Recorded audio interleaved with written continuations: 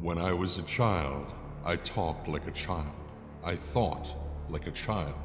I reasoned like a child. When I grew older, I set aside childish ways.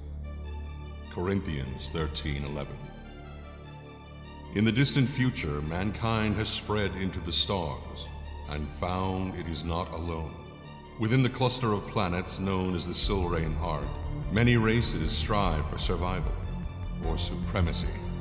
But throughout this array of planets, societies, and cultures, each has one thing in common: the crucibles. Scattered throughout the galaxy, each moon-sized structure contains a core of raw sorin, a form of mysterious energy used to power ships, cities, and sometimes the warping of the fabric of reality itself. Beings who can do this have been given a name: Espers. The power of God has been granted to God's children. It is a time of terror. It is a time of wonder. It is the time of Esper Genesis.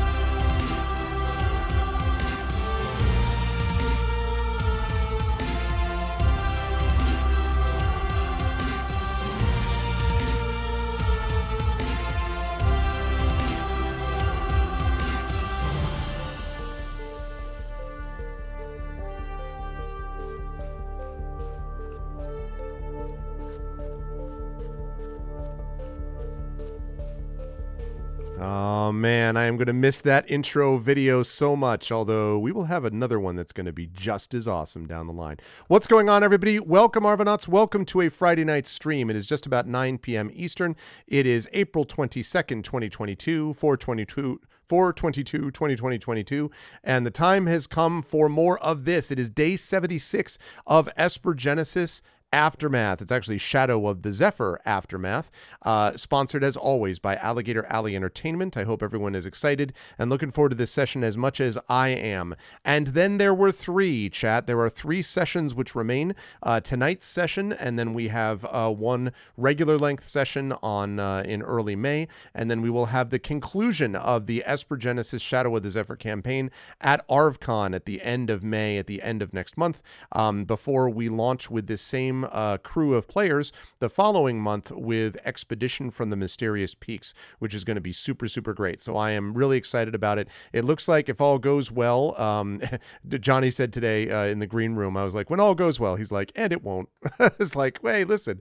So day 76 today, it's going to be day 77. So we will wrap this up on day 78 of Esper Genesis Aftermath. 78 days of content, and hundreds and hundreds of hours. I mean, I would imagine if you're talking about an average of like 3.5 hours or something like that, that it probably works out to 200. 200, it's probably almost 250 hours of content of this campaign. So very exciting, and very exciting to be able to play this out with all of you. Welcome to everyone who's here. Before we go any further, just a couple of reminders about ways to support us. If you haven't done so already, please follow the channel. Please check out our YouTube channel with !ArvTube. And thank you so much to everyone. We are actually up to 1,012 subs. The numbers have not stopped. We've continued to grow. I am now on step 3, the final step of the monetization process. Everything has been linked now. It's just waiting for YouTube, and it takes them up to 30 days to be able to process it, because they have to manually go through it and make sure that it complies with all the policies and stuff like that. But now it's just all over but the waiting. So as soon as I wait, as soon as I get there, then I will be able to monetize that channel. And as I told you all, that's going to be a big deal for us. It's going to mean that we will have options on that channel. It will also provide another source of revenue for the channel, which will help in a lot of ways.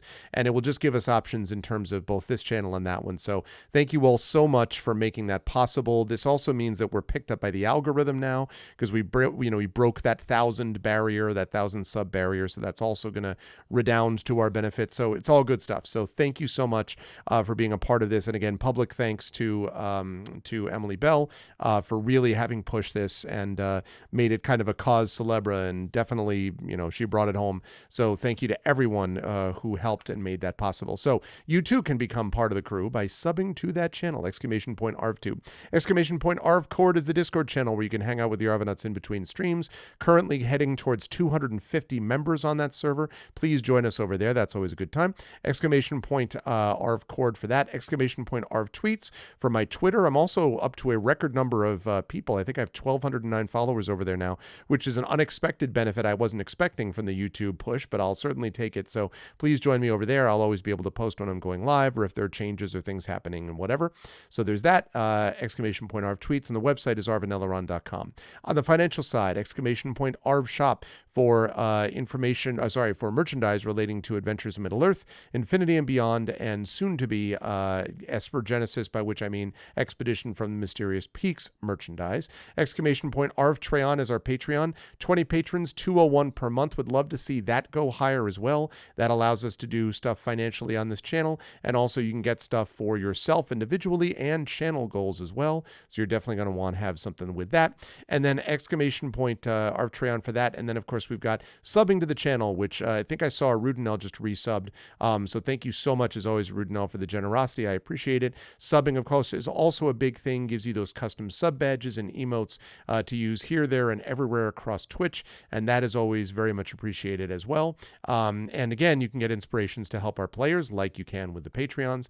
On the publishing side, !Icarus is my Icarus graphic novel from the amazing Athos Arts. !Library is the Tales and Tomes from the Forbidden Library, my 5e adventure and source book from the amazing Alligator Alley Entertainment. And both of those amazing companies are going to be working together on my Greyshade Kickstarter, !Greyshade KS. We are closing in now. We're only 9 days away from being a month out from the publication of Greyshade the novel, and 2 weeks after that is the Kickstarter for Greyshade, which is going to incorporate the next 2 novels in that trilogy, Renegade and Heretic. It will incorporate the tabletop role-playing game being designed and published by Alligator Alley and Aaron Rosenberg, and it will also give us that audiobook from Trendane Sparks, plus some other surprises that are continuing to assemble. So very excited about that Kickstarter. It's a big deal for us, and yeah, all that is going to be happening. Speaking of reveals, by the way, coming up on Tuesday, we are going to have the reveal of the Origins anthology. We will have the reveal of the title of that anthology and the table of contents, and so you'll be able to hear which authors are coming. And again, the cover, and it is an outstanding cover, so that's very exciting. That book, of course, is being produced by Athos Arts because they're amazing and all that kind of good stuff. So that's going to be happening on Tuesday's stream, so definitely make sure you stop by for that. I'm going to be playing Psychonauts, I believe, on that stream. Now, one last note that I want to make about schedule is just one immediate and one coming up. The immediate one is tonight we've got Esper Genesis, as you know. Tomorrow we are going to return to the world of Eberron as Eberron Oracle of War moves into its second season, and there are some changes afoot, so you'll definitely want to be here for that. That's going to be at 7 p.m. Eastern coming tomorrow, Saturday the 23rd. Then we will have Soundclash the Clampdown coming at you on Sundays. You'll definitely want to be here for that. And then we'll be back on Tuesday with Psychonauts, and then D&D with GOG Ghosts of Saltmarsh coming up on Tuesday. The other thing I want to let you know about the long-term thing is that remember that May is upon us, and that means ArvCon is upon us. I have heard back now from the Damon Runyon Cancer Research Foundation. They will again be working closely with us. Companies' codes have started to come in already. I have heard from such notables as Nomad Games. I have heard from such notables as Fatbot Games and so forth.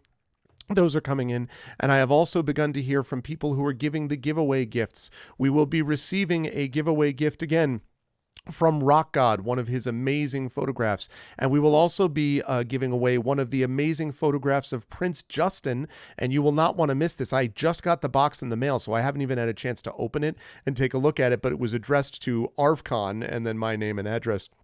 So that was very cool. So I'm very thankful to Prince Justin for doing that. I'm very thankful to Rock God for doing that. I'm also thankful for other things that are going to be coming. We've got other things I'm going to be announcing in terms of giveaway gifts that may or may not be related to something produced perhaps by something relating to Athos Arts perhaps. So, but I will reveal all of that in the weeks to come. So super excited about that. Yeah, I'll be happy to do the unboxing live. I won't do that today, but I'll be excited to do that as we do things coming down the line. So it's going to be good stuff. So that is happening. So mark your calendars. ArvCon is going to be the biggest event yet. We made $7,000 was our goal last year, was our thing last year. And I want us to break that this year. And so I haven't decided what the goal is going to be, but I'd really love us to break that $7,000 barrier. Again, Damon Runyon is behind us, so we'll see how this works. That's going to be the 27th, 28th, and 29th of May, with the 30th as the runover day, basically the overflow day. And we've already got a lot of cool things coming, so you'll definitely want to be here for that. Last, I want to publicly congratulate Coven of Lunara on Coven's upcoming engagement. That is right. Coven has gotten engaged, unless I misunderstand wedding ring pictures, as was announced. So congratulations, Coven, and many happy returns and all that kind of good stuff. And yeah, so that's very exciting, and congratulations and all that. I did want to publicly announce that, and I know Coven's been through a lot the last few years, so definitely deserves some good things too. So congrats, man, and yeah, and happy returns and all that kind of good stuff. All right, with that said, I've made these folks wait enough. I'm going to unmute myself and apologize unreservedly for having interrupted whoever I interrupted, and then I'm going to unmute them.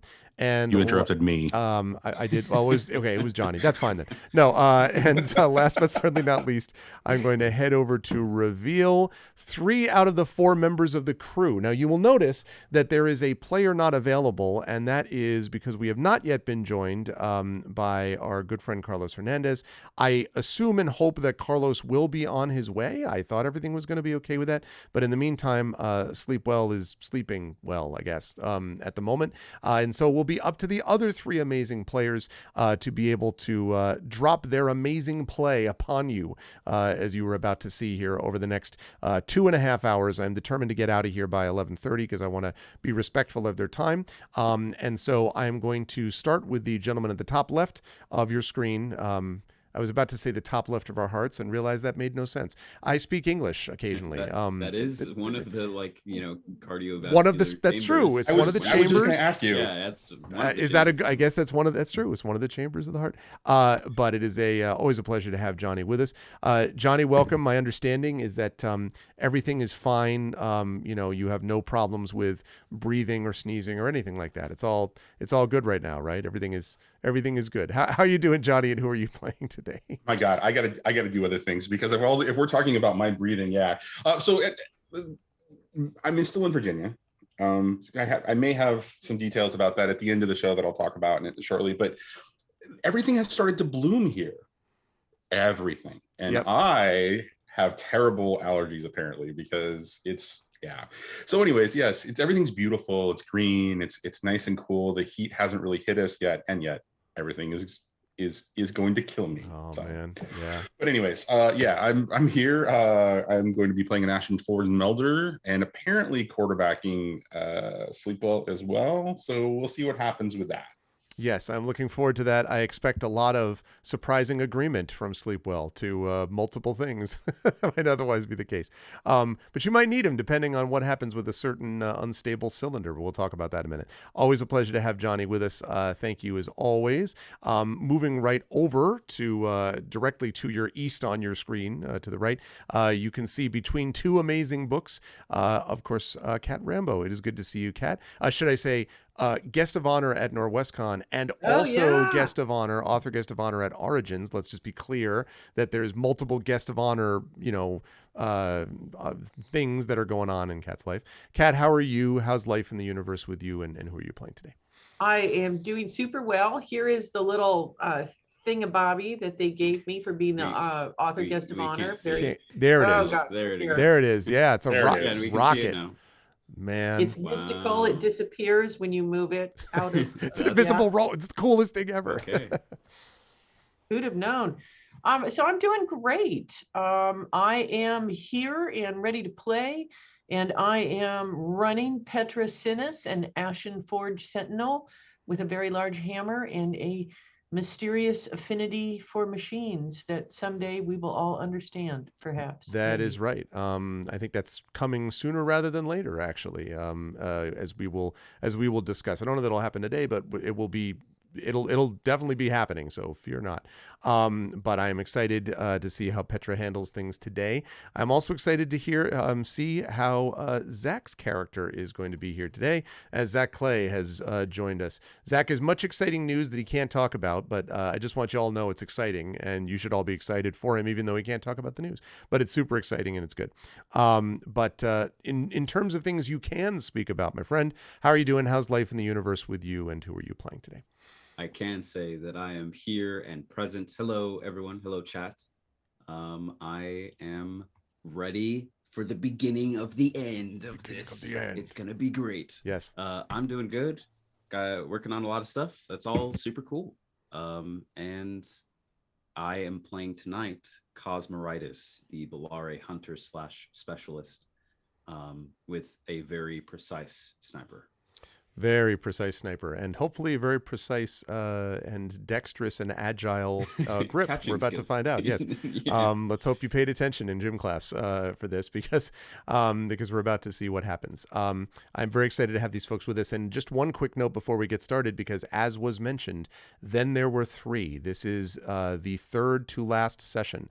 Next month, we will have one session in May, which will be more normal length. That will be this penultimate session. And then the final session, the series finale of Shadow of the Zephyr. Very excited for that. And I was thinking quite a bit actually about what Kat said. I think it was either last session or last month, that it will be bittersweet a little bit. I was thinking about that listening to that music. I mean, that music and that video hype and what this crew has been able to put together with each other has really been a pleasure and an honor to be able to GM for. And I'm going to miss that. Now, I'm happy to say that the players will remain for this awesome new campaign, but there will be a little bit of definitely a sense of melancholy a bit about leaving behind these wonderful characters that we've seen built up over the years. But this is what makes the sentence worthwhile, right? Is somewhat the punctuation that tells you when it's come to an end. So in that spirit, let us talk a little bit about what happened in our last paragraph, if you will, in the last session that we had. In that last session, as I fire up some music, not combat music now. I'm gonna go with peaceful music. No, you know what? I'll go with ominous music. That'll be appropriate for How about some weirder things too? Cylinder. I thought about that. I do love that one. I know I use that all the time. Yeah. Let me go with some. Let's see. How about this? Can I do some loop tails? Loop tails. Wonderful. Yes, volume. Ah, yeah, that fits. That fits into this sort of creepy sorium-infused factory. In our last session, the crew of the Hyperlance has made its way through uncharted regions of space with the help of AI, which they have finally managed to hook up and find its full capacity, and have made their way to the planet of Illustria. This is a planet which seems to be in some ways a planet out of time, as there are multiple races from the Silrain Arc that can be found on this planet, but none of them refer to themselves as has their supposed species names. They all refer to themselves as Illustrians, whether they be Kesh or whether they be Volna or whether they be any of the other, Ashenforged, etc. All of those call themselves Illustrian.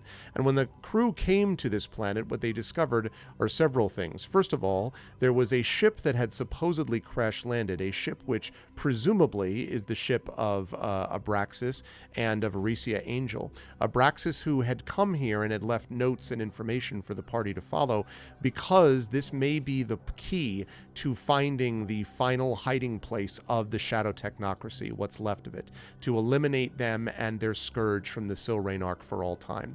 And so the party agreed to try to find him and track down Abraxas, found themselves on the planet of Illustria. But when they dropped out of orbit, what they found was not what they would have perhaps expected. They found this group of Illustrians under siege by these bug-like creatures that have been attacking for the last year or so, and in fact have destroyed much of the planet, all except for one base which is holding out against the swarm, the base known as Aftermath. When the party arrived and the crew arrived there was in fact an attack of these Xanaman bugs, and they managed to, with some clever, use and some slingshot work up to the top where these bugs could be found, they managed to close the shield over again. But it is clear that the Illustrians will not be able to hold out for much longer. Aftermath cannot hold out against this continued and increasing threat. And also, of course, the party has discovered that there are energy signatures on this planet. Energy signatures which feel, although the Illustrians do not call it this, very much like Sorium. And so the party, and in fact a lot of it, as if they're just infused with Sorium. And so the party went, after consulting with some of the principals on the planet, the party ended up going to what was an abandoned factory where some of this had actually been refined. They went there and found a couple of strange things. First of all, they discovered that there were these strange, almost visions, perhaps even Sorium-style ghosts somehow, that had appeared to them, particularly appeared, I think, to Aramis, and Kaz might have seen them as well. And that was strange, but they couldn't really figure out all of the details of that.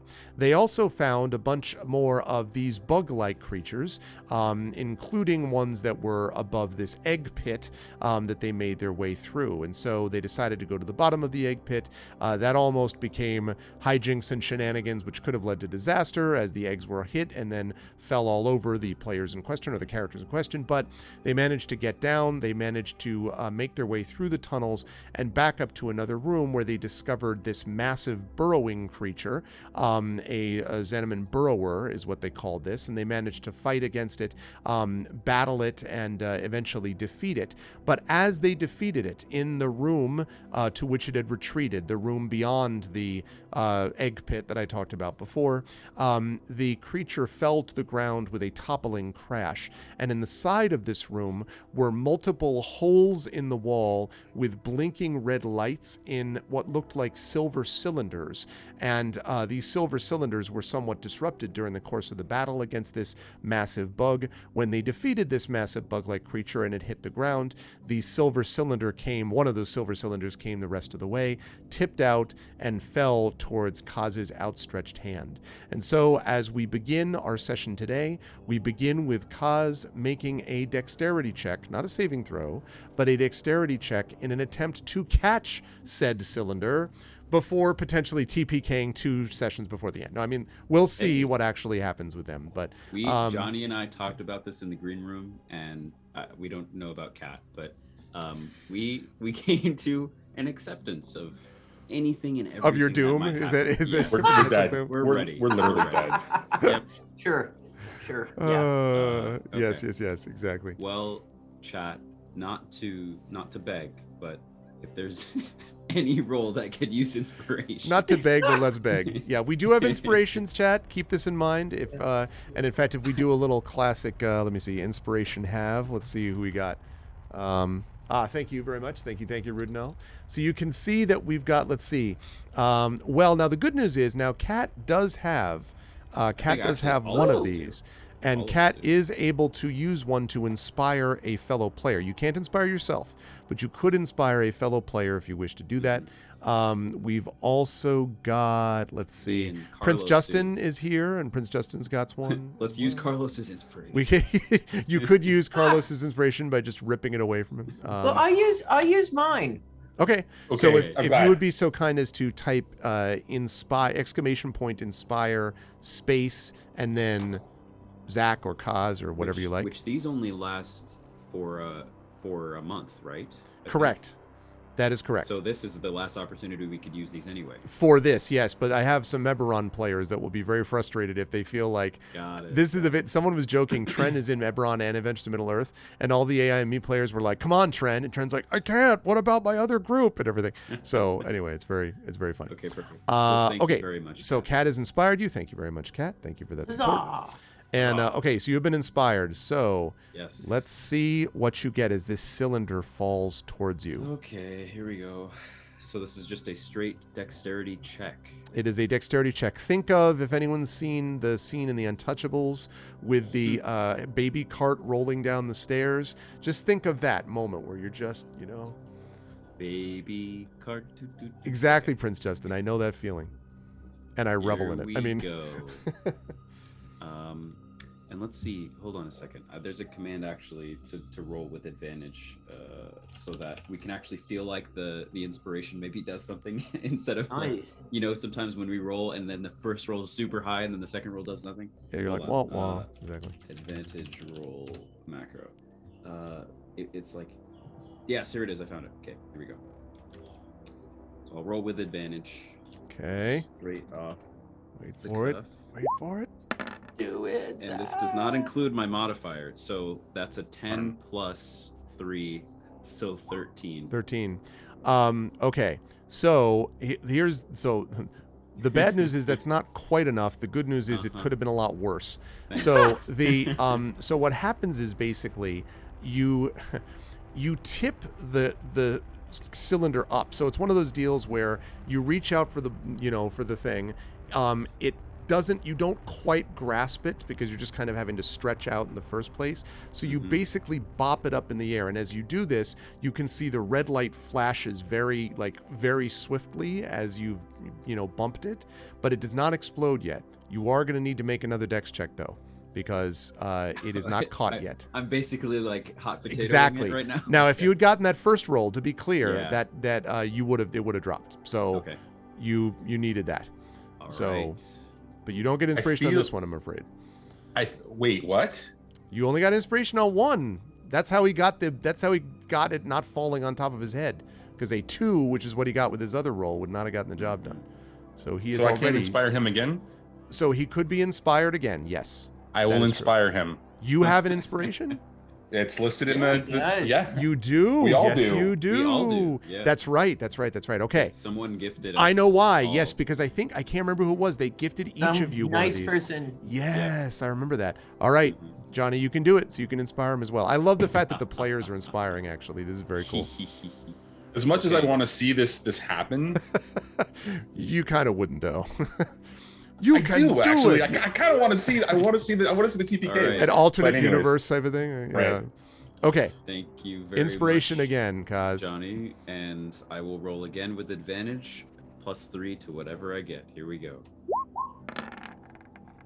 There we go. That's And an again, it 18, mattered. so Oh my a goodness. 21. Yeah, because a 9 would Nice. not have gotten it done. Okay, so you tap it up, and then with your other hand, grab it, and the cylinder kind of bends right close to the floor. So there's a moment where it bends close to the floor, and Aramis, you are up, I believe. It's either, no, Petra, I'm sorry. You're right next to the body of the fallen, bug, and you're standing there looking, and you see the red light blink, blink, blink, blink, blink, blink, blink, blink, blink, blink, blink, and then slow down to its steady blinking.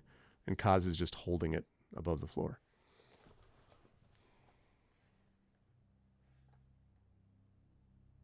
Wait, why am I breathing? I don't have lungs. No. We're suddenly alarmed because you're I did it. breathing. Is this? I quote unquote squint at the cylinder to see if I can is it labeled? Like, is this Sorium? I suppose It is I really not don't- labeled, but it is clearly a container of some kind. You can see that underneath the red, or I should say over the red light. The red light is blinking, and over the red light there is what looks like basically a kind of a purplish piece of clear glass, like you were looking into an oven if you were looking into an oven to kind of see something inside it. And you can see something glowing a faint blue within. Now, you don't know whether that's because it's affected by the purplish glass or what, but there's something definitely glowing within. Cool. So it's a container of some kind. All right. And the there are creature many of is- these in the walls. Yeah, the creature that was assailing us is defeated. Yes, Okay. it is dead. I will. Was the room shaking, and that's why this? Because of this moves? thing, yes. Got it. Okay. So now the room does not shake anymore. I will stand up while still holding this cylinder, and wait for my friends to fully enter the room. I suppose I'll beckon them to come in. Okay. And so basically, this seems to be some sort of like a chamber with all these holes in the wall, and the cylinders are stored in. This is almost like a cylinder storage room, kind of. It looks like that. Some kind of a warehouse or a storage facility, because the things, now that you have a chance to actually look more closely, there are multiple of these holes, as I mentioned. There are 3 rows of holes running the length of each wall, and each hole is 5 feet apart from the next one, basically all the way down. Okay.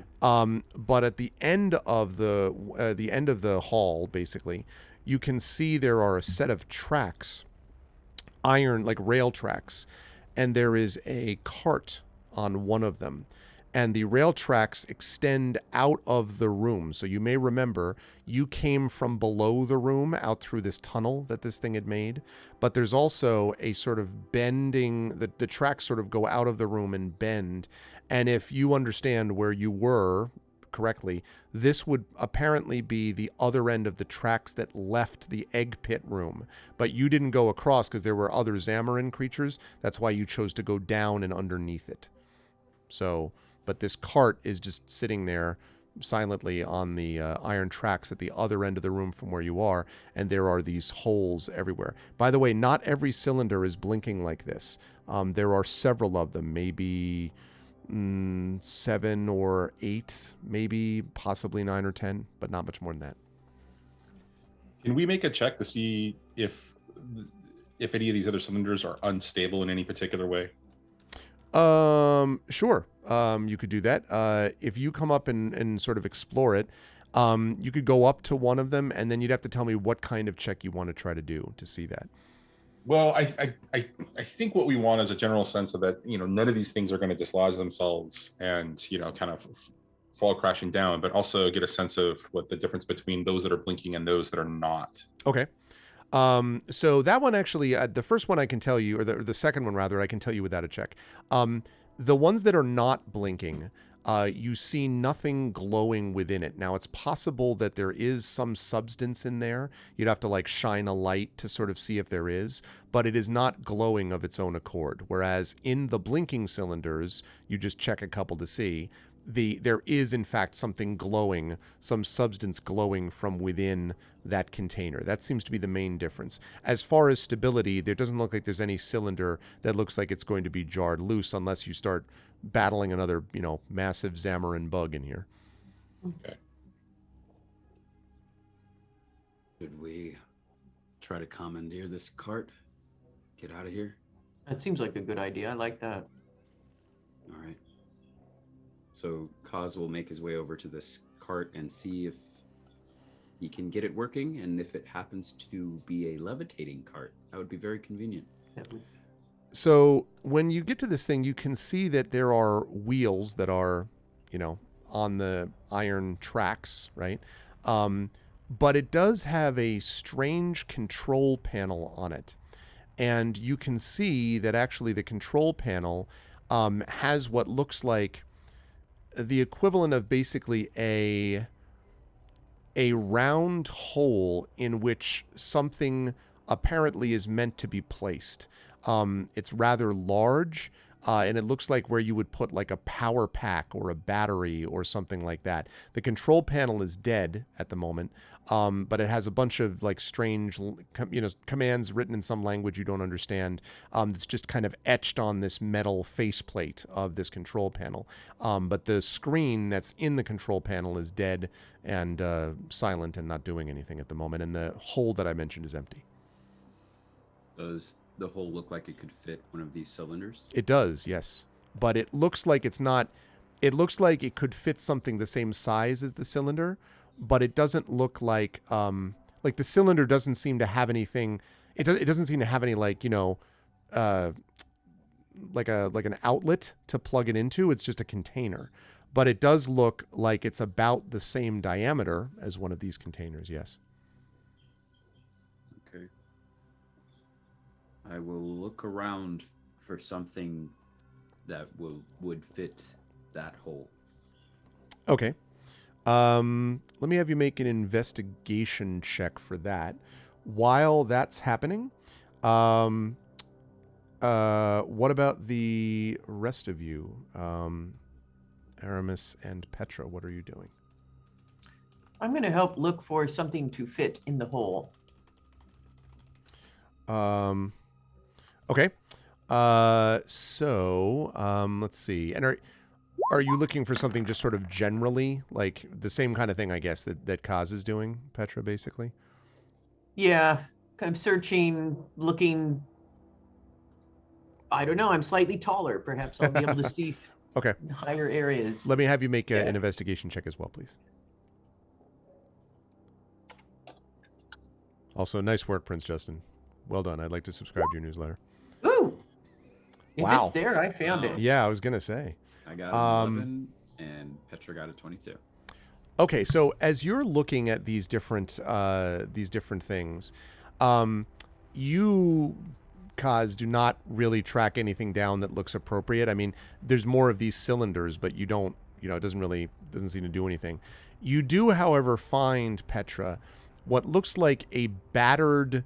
At first you think it is one of the cylinders, but as you kind of pick it up, kind of buried under some rubble towards the back of this room, you can actually see that it's not exactly like the cylinder because it, unlike the cylinders, has what looks like a plug in it on the bottom of it, but it is battered. So what that means is the sort of one part of it is kind of bent in, and this is fairly strong metal from what you can tell, so it must have been a serious impact. But it looks like there's a thing that, like a little door, that would open to allow something to be placed inside it and then closed again. The door, however, at the moment is kind of, if you can imagine, like a tin can being bent so that the cover of the can is kind of stuck inside it. You need to figure out a way to get that cover out. But this looks fairly appropriate to what you were looking for, although you don't know what goes inside it. Well, with my big podgy Deck 6 fingers, I will pass that over to someone more likely to be able to fiddle with it before I break it. Okay. Look what I found. Seems battered. Kaz looks at Aramis and says, I don't know, I think you're stronger than me. How do you even figure that? I'm Maybe, big, but I'm not strong.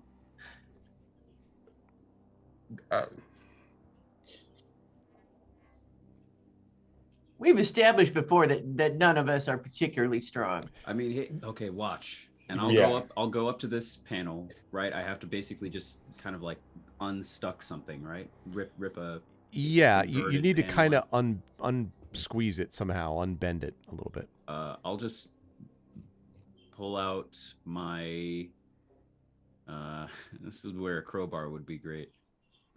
My grapple gun.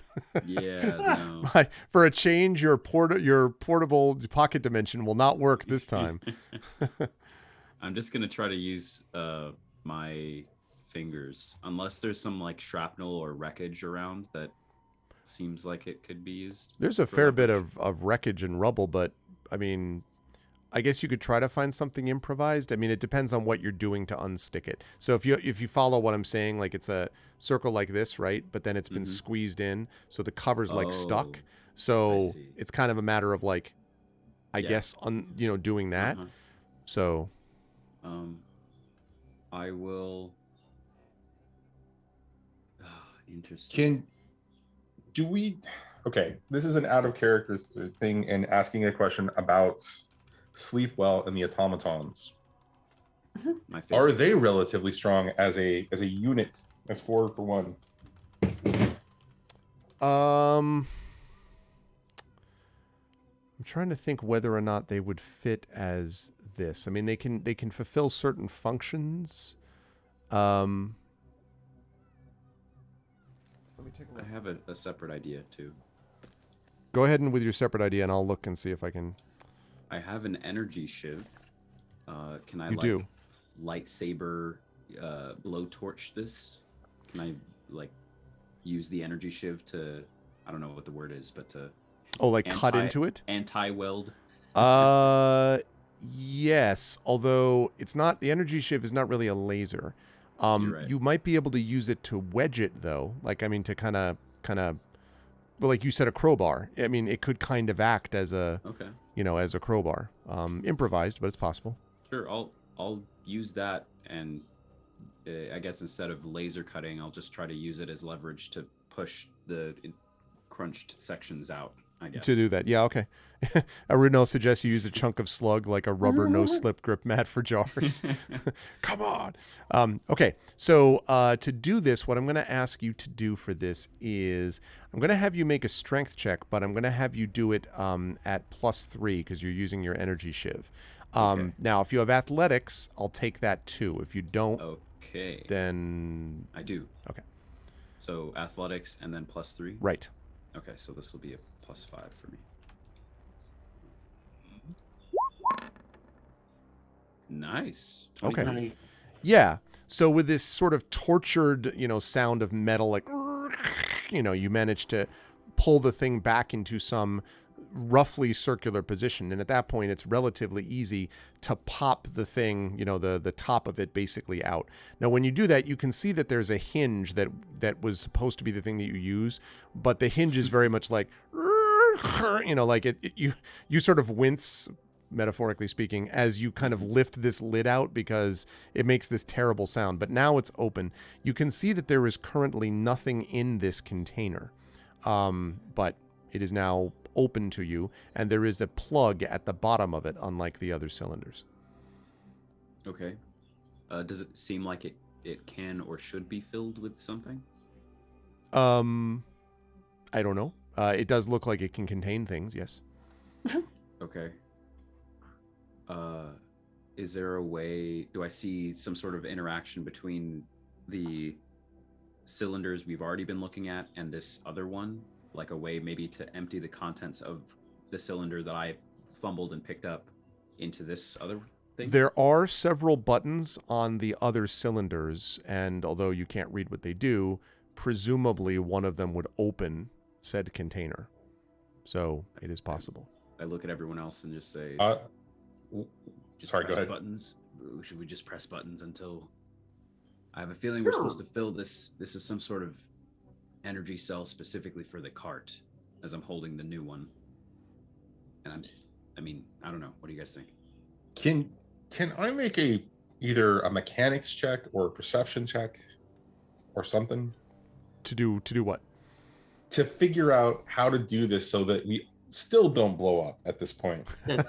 I will give you a mechanics check if you want to figure something out about the sort of interactivity that potential that Kaz mentioned. You're like, these things are both cylinders. They're Yeah. they both hold things. So that's great. Are there buttons on this new one I picked up? As well, the one that you just bent, or the one that you caught? The one that I bent to get out. The one that you bent there. Yes, there are 2 buttons on it. Yes. I look at everyone and I say, this looks empty. what can it do if we press either of the buttons, right? And I press the button on the left. Nothing happens. I press the other button. Also, nothing happens. Oh, okay.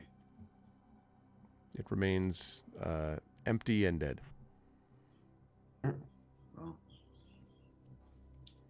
Well, they were just doing that on the empty container, Rudnell. We'll see if they push all the buttons and pry open the Scott stuff. We'll see. I try to put this new cylinder into the cart. Into the where in the cart? You said it has like a socket. Yes. That seems like I just it would want to fit make sure. into the whole, yeah. Yes, the bottom of it fits perfectly. In fact, you think that it was designed like the top of it was bent, right? But the bottom of it was the same diameter it should be. So this just fits perfectly. Nothing happens, but it fits in there for sure. And are there buttons like surrounding the socket that it was just plugged No. into? Like controls? No? No. Okay. Giving the impression that once you plug it in, something is supposed to happen without. Presumably. Yeah, okay. All right, I pull it back out. Okay. And It's a little tough, but you're able to. Like it's meant to say- obviously be firm. All right, I think we're supposed to charge this somehow. So should we just. I really don't want to mess with random buttons on these potentially sorium filled. Yeah, Sorium might. I mean, would they really include a button on a storage container that says blow up, like self-destruct? Like, hopefully not. Can Sleepwell do something here? He seems to be Yeah, let's silently leave it to regarding Sleepwell. all of you. Just, quietly, maybe silently judging you. Can Sleepwell take one of the active cylinders and figure out what he would need to do using a mechanics check to fuel this thing?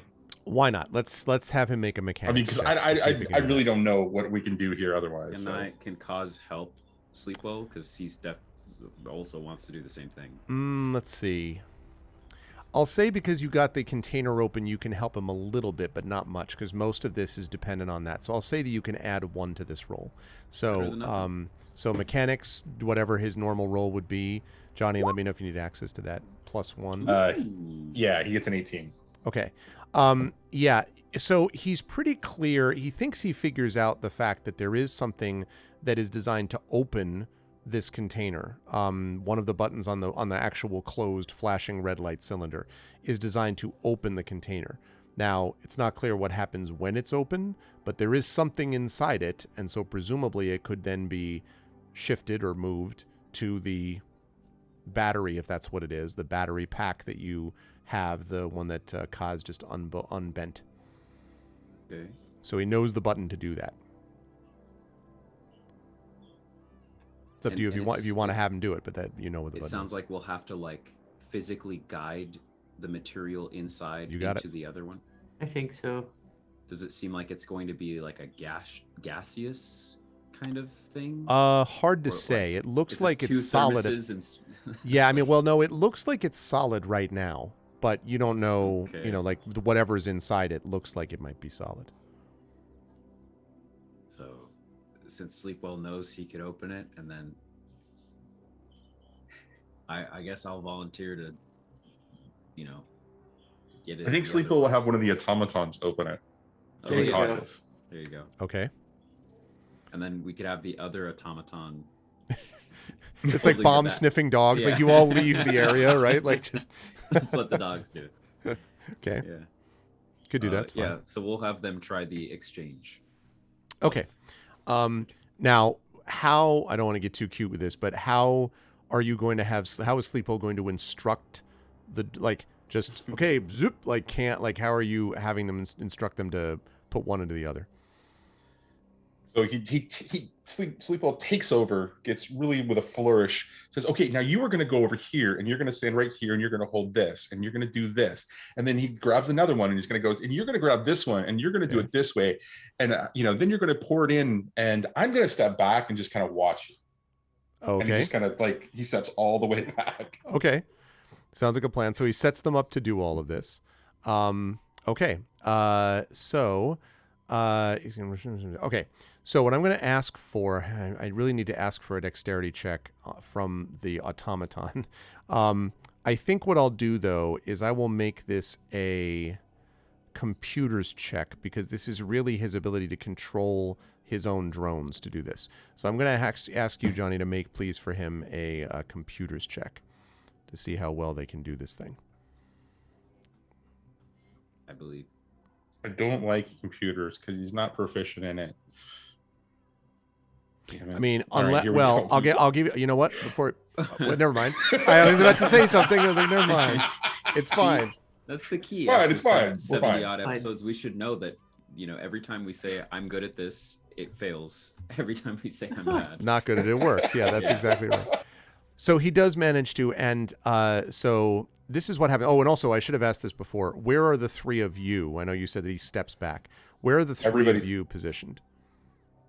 Like, how far back, though? Aramis follows goodly suit and way. sleep well. Okay. Like, It What- will say 40 feet. I don't know. Petra, you two? Like, Yeah, 40 or 50 feet sounds good. okay. is there a passageway that we can be farthest from? So if we get blown, at least we get blown back and not Yeah, against I mean, the you wall. could also be, like, down the passage that led into this room. You know, the tunnel that you came out of. You could do that, too. Why don't we have them? Let's have the automatons do this operation in the tunnel, not in the room with all the other sorium containers. Okay. And we'll stay in the room with all the other sorium Okay. containers. Okay. You can do that if you want. Yeah. Okay. That way it can undermine the entire building when it I'm just kidding. Exactly. All right. So, so you have him go down, and Sleepwell, I guess, is watching to be able to, from somewhere to be able to at least look down and see. When the button is pressed to open the container opens, and suddenly the tunnel is flooded with this odd, shifting bluish purple light. And that also flows over Sleepwell. Now, I hate to do this because Carlos is not here to play his own character. But there is a moment, I'm going to have to give this flashback. You all would have heard it anyway, but it's just, I'm sorry that Sleepwell's not able to talk about it, say that I'm going to tell my companions. But you're able to see that from your vantage point back in the room, that as this light kind of pours just out of the tunnel, because you're way back from the edge of the tunnel in the room, and you can see a moment where Sleepwell jerks back as this light kind of flows over him. And just sort of sits there, just kind of almost frozen for a moment. And then the light goes out, and Sleepwell kind of like falls to the ground, just like not breathless, but just barely, like just kind of hands and knees type of thing. Aramis is going to run forward and check for a pulse. And Yeah, he's definitely got a pulse. Do you have, Aramis, do you still have your sense up? Your Esper sense is definitely up. okay. Yeah. So the Esper sense is off the charts as you're next to him. Like he's been hit with a massive dose of it. And just like you can just sense it almost pouring off of him. And he kind of takes these shallow breaths, but he's not, his eyes are open and whatever. He's staring at the ground. When I touch him, does that have any effect? Like, for example, is there some, because of the experience that happened at the wall where, Right. There was that energy source, and then touching the wall, there was a vision or something. So actually the act of touching him, because he's infused with whatever this Right. energy is. No, not to you. You do not get that reaction. He has something going on, but I don't know whether to talk about it or not because he's on here. I think I'll talk about it because I'm pretty sure he would have shared it with you, and if not, I will apologize to Carlos separately. When he is hit with this blue light, there is a moment where he feels this wave of energy as if he had been dropped into a field of static electricity. His fur stands and he just, his eyes light, and he can feel this buzzing sensation, almost as if, imagine hitting your funny bone in your elbow and imagine that all over your body. It's not super pleasant. And he gets that for a moment. And then he has this vision. And it is a vision of a room in which there is what looks like a central, almost like an altar. And upon the altar is some impossibly bright object that he can't really make out. And behind it is this massive segmented creature. So it's just there for a moment, and then he's just like, so that's the vision that he has. But what you sense is what I just talked about, Aramis.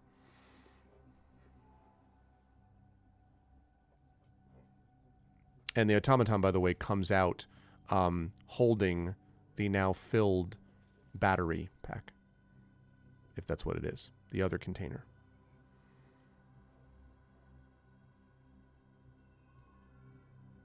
Are Kaz and Petra there?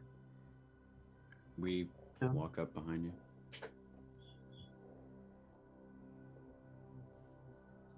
And when does I'm sorry, when does Sleepwell actually share this with us? I mean, I would assume when he kind of like has a chance to catch his breath a bit. When he stands up, he still looks kind of woozy. And then he, assuming that he does, if not, I apologize, Carlos, shares this with you about what it was that he just saw.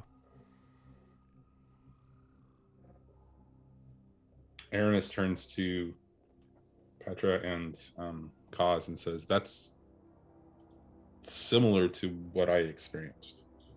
Not quite the same thing, but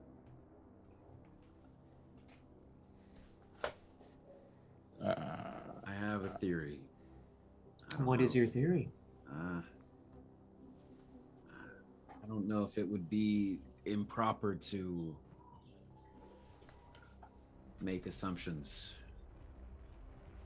but I feel like I know who that figure, or I have a guess as to who that figure that you saw, Aramis, was, and what the segmented creature is. The altar doesn't make sense much, but I don't know. Here's the thing, as I'm thinking, Aramis, you said you didn't see a creature or an insect, you saw a person silhouette, right? saw a humanoid shape. Yeah. I don't know. I have a feeling. I was thinking of, okay, if now Sleepwell is saying that he sees a segmented creature, that makes me think it's the queen of these bug people.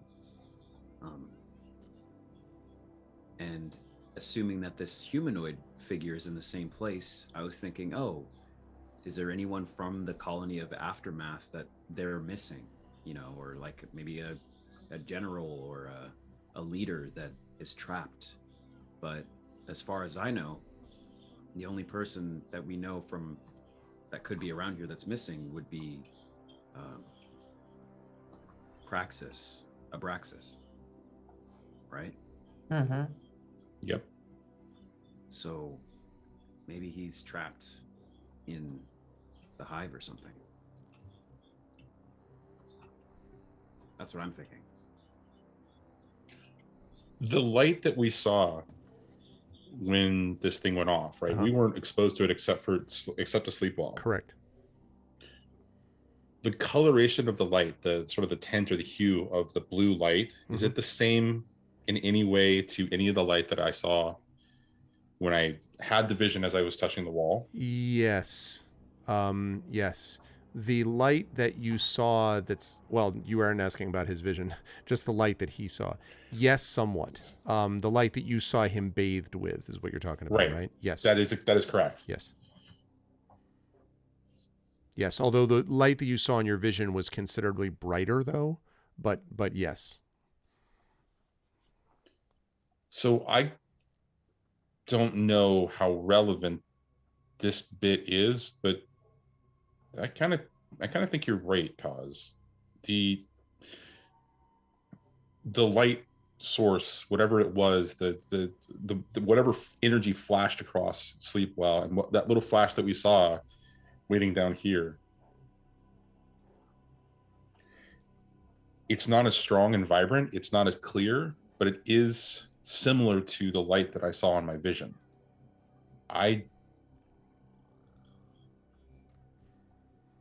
If I didn't know any better, I'm not sure, but I don't think that this is Sorium that we're playing with, or it's not Sorium in the way that we think about Sorium. Right? There's something more.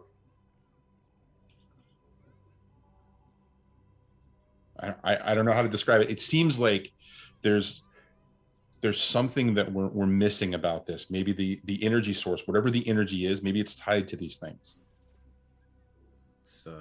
It's pure or something. Right. But it's almost like it's also because of the division of the bodies, whether the segmented body or the humanoid body. It seems like it's closely associated with whatever is going on with these creatures that are aggressive against us. These bugs, for lack of a better way to describe them.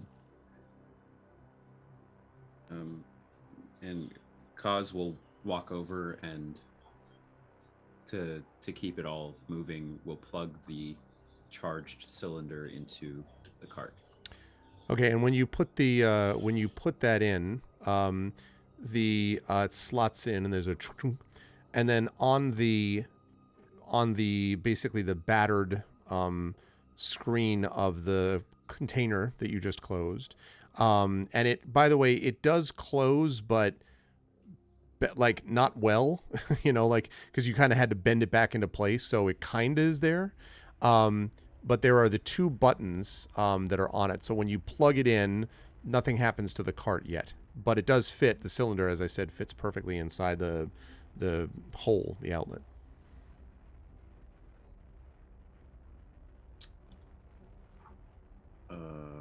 Is there?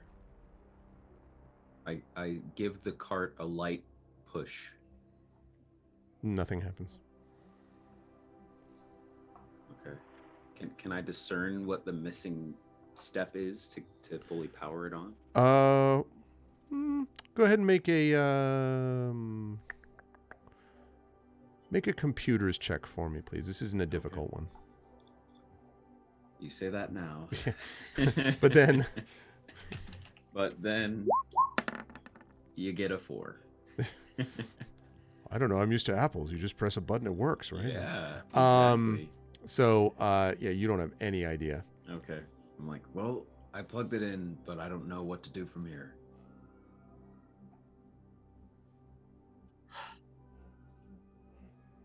Ideas. And Kaz will start. Is there an obvious place to like load the cart with items? Does it? Sure. Have a, yeah, there looks like there's room that you could. I will, unless I get the feeling that a cylinder is like fragile or that they shouldn't be stacked or something. I'll try to my best knowledge to start filling the cart with. Okay. Yeah, the only thing that you notice the substance. Right. Yeah, the only thing you notice about the cylinders that as you're loading them is that as you move them, the light flickers faster. Not as fast as when you almost had the one that dropped, but definitely movement of these tends to the light flashes faster, and then when you put them down again, it slows down again. Interesting. So while you're doing that, Petra and Aramis, what are you /Sleepwell, I guess? The cart is on. I'm sorry. There was a question earlier, and I guess I didn't retain the answer. Is the cart on a track, or is it levitating? The cart is on a track. Now you don't know whether it also has the ability to levitate, but at the moment there are iron wheels or metal wheels of some kind attached to the metal track or riding on the metal track. Aramis is going to follow the tracks in any direction to kind of get a sense of whether there might be maybe like a power station or a conduit, like a switch that we need to basically flip. So the track comes to an end in this room, so it doesn't go any further. It basically just has there's a clear, obvious barrier where it's supposed to stop. When you trace it back the other way, you walk out of the room, not particularly far, go down the corridor maybe, 15, 20 feet, and then you can see the large bug sitting there with, the creatures feeding on it. You might remember the Zamarin grubs or whatever are feeding on it. And the track basically goes right under the body of this massive thing.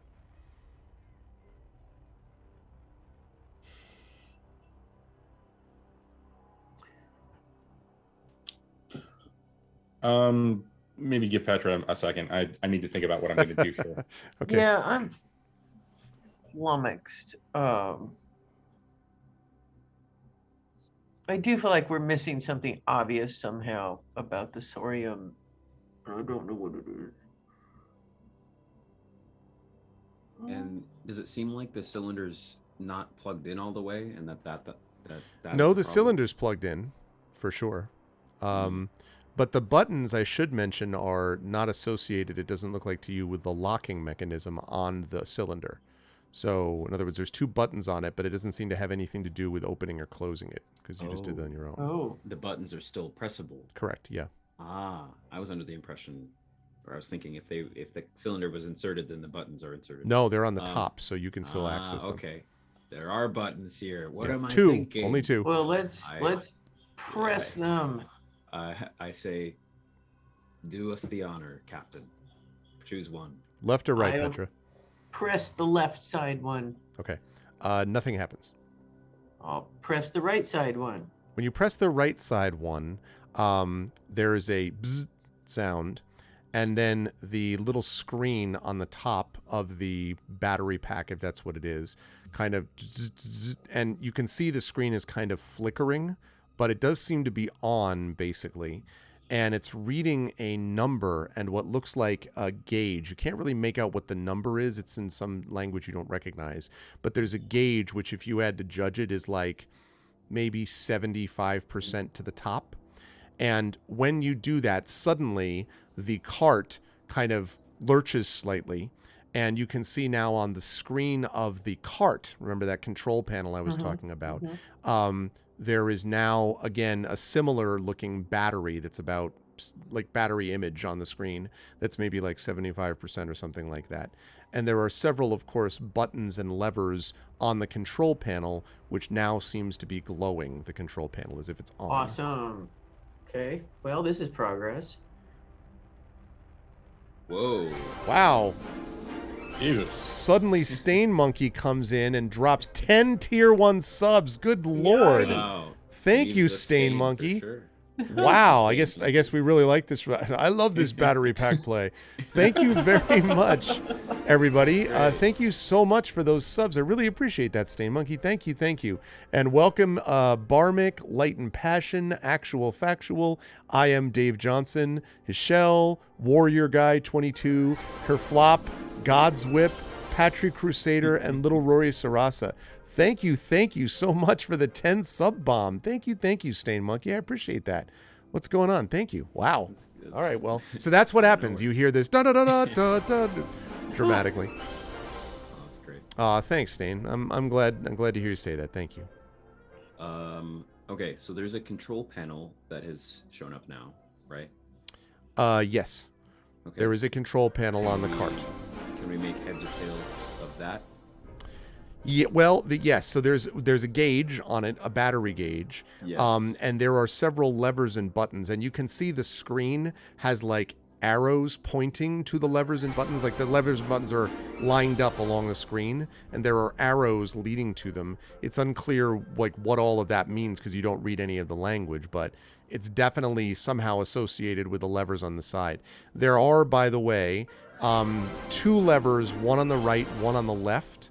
And then there is what looks like a large kind of like a plunger, for want of a better term, like a thing that goes down, like you push into the console.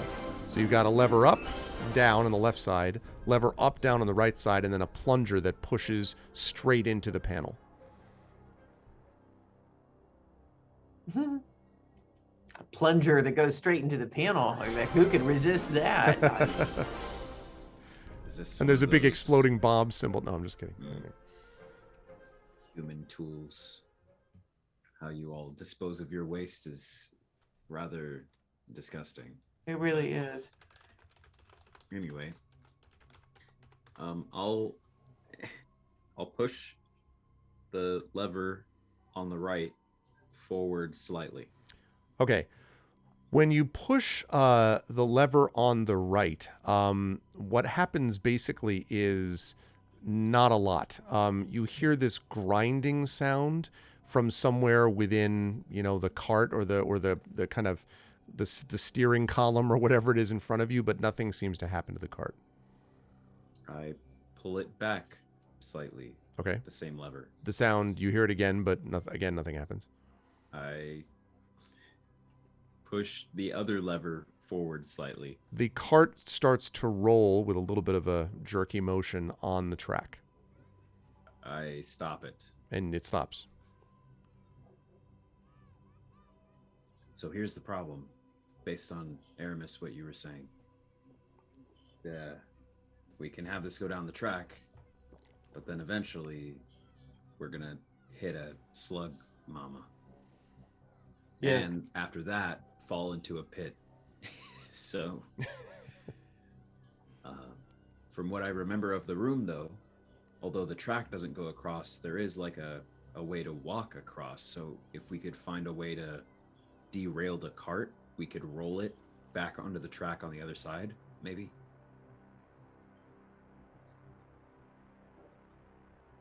Okay. Do we?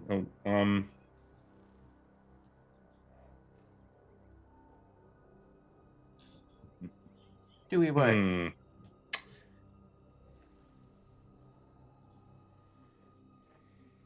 How are we going to get it across that big gorge of like that big sinkhole?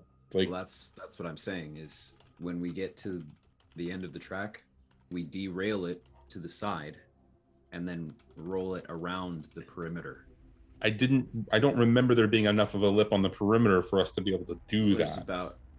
There's about 5 feet at the thinnest as I look up at the Yeah, let's pop up the map there just to show. There is a lip, but whether it's big enough for you in the cart, that's You have a better idea? Bad ones, yes. Lots of bad ones. We have those But all we the still time. need to- I'm listening. But we still need to get past the slug. Yeah. I'm tempted.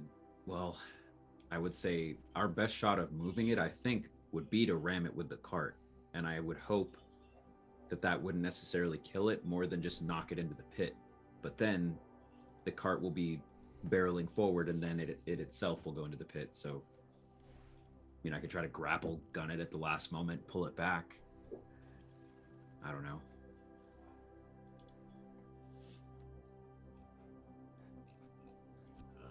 I wish one of us could levitate things. Yeah, I don't think any of us. Yeah, I like the ramming idea. I think the controlled ramming is God help us, perhaps our best bet. But yeah. All right, so go ahead. I'm just going to follow the logic on this just real quick before anything else. Yes. It's going to ram the thing and send all of the other little ones that it's attached to it right now into the pit. Yep. Full of eggs that burst when we touched one cause. Yeah. Awakening all of those little guys and coming right back at us. Maybe. I mean, like, guys, you're making this too easy for me, making all these pop culture references, in my head, talking, I've seen this movie before. It's not going to. Well, okay. I could create a vehicle. I picked up a few things from looking through Sleepwell's stuff. Sorry, Sleepwell, but I know you forgive me, right, Sleepwell? of course he does. Nod solemnly. Yeah, thank you. So I could make us a car.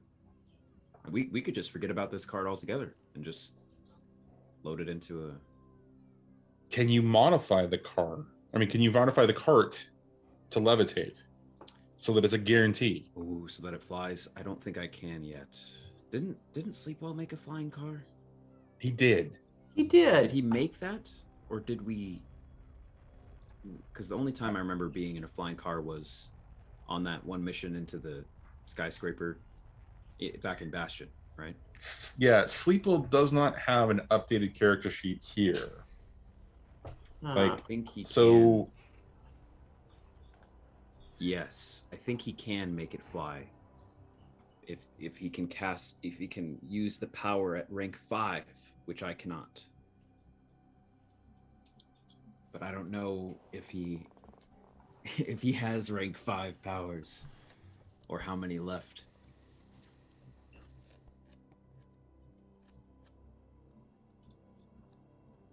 So I see Arv looking. If we look at the Let's see. Ninth Melder? level, right? Everybody is? see a Melder, Yeah. I forget. no, we're 10th. Yeah, sure you are. Or no, he's Um, an No, engineer. actually, I think he's 11th, right? Right, Yeah. we've hit 11, right? No, he's actually Yeah, we're 22nd. He's way ahead of you. No, Yeah, he's got Engineer. godlike powers, right? He's god tier yes. or demigod Oh tier. yeah, Sorry. an engineer at 9th or He 10th does have a level. single, well, he has a single 5th level tech slot if he hasn't used it already. Well, for 10th level, I see. 9th 2. level, not, oh, Yeah, no, we are 10th wait. level. Let me double Yeah. check. Yes, Oh, yeah, you we are level are. 10. My bad, sorry. I thought Johnny was joking. You're right, you are level 10. So yeah, he has 2 of those, yeah. Okay. But does he have that, though? Does he, Forge vehicle. yeah.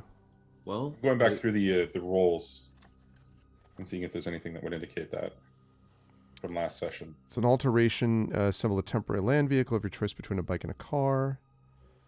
I know he was going to make one for us. Create an airborne, hover, or recently. underwater vehicle that can hold 10 medium creatures. Okay. Yeah. He was going to make one for us recently, but then we decided not to use it. Mm-hmm. So I would think he still has it prepared. I would wager that he does. Does I wonder whether or not he needs concentration to maintain his automatons or not? Yeah. I will look now. Because if Yeah, he I'm does, not- those would have to go to do this because it's concentration. I'm not I sure believe what spell he uses to create them. I think Forge that's automation. yeah. Well, that's no. There's a. I think as an Is it a engineer, feature? he has like a Oh, He has this forging technique, which is like not call rig. well, he's a medic, I Yep. think. He doesn't get anything from that to create drones. Yeah, no, that's true. So then, yeah, then it's a forge technique. Then yes, so it would have to be, yeah, so it would be forge automaton, and that would be, and you can do that at higher ranks. And actually, that does not control. That's interesting. It says that's an instant. So Yeah, okay, cool. so yeah, he could do that. Then Sleepwell's going to do that. Let's do it. Okay. So tell me the nature of what this thing is, because its shape is dependent on the number of passengers it can hold. So for this one, can hold up to 10 medium creatures. So what's the, like, how wide is he making this, etc.? So what are the dimensions of the tunnel that we're talking about here? Tunnel is like not big, maybe 7 to 8 feet wide. Like So, diameter. Yeah, from Okay. side to side. And Yes, How in big is diameter. It's about 8 feet tall, yeah. how big is the creature? The slime. The sort of slime like creature is more like 15 feet and is lying right across the area. It's not, I mean, in terms of size, it's probably 5 feet tall, maybe 4 feet. So it's longer than it is tall for sure, and it's lying on its side. So We could, since we now know we can use another vehicle, we could send the cart to try to look. I know Aramis, you were not a fan of this plan, but we could send the cart to knock over the slug and then I like that. fly right past. I'm all about that as long as the flying is happening as right after. as the thing is still tumbling down there. I Right. look, I don't like Assuming- bugs. I'm not no. And you know what else we could do? We could put an explosive in the cart so that when it hits the slug, Ooh. it's like a rolling bomb. What do you think about that, Aramis? Well, you did that. One of my first years as a mercenary. Only one of us died. It went all right. I'm more worried about the cave collapsing, or sorry, the tunnel collapsing. But sure, yeah, let's do that, right? You know, it'll be an explosive adventure. Sure. Best laid plans. Do you have a grenade, Petra? Yes. I was under the impression you have a lot of grenades. I do have a grenade, and I will provide like several possibilities and be like, okay, you could have this one, and let's, yes, here's a good one. This is the one I recommend. Nice. Okay.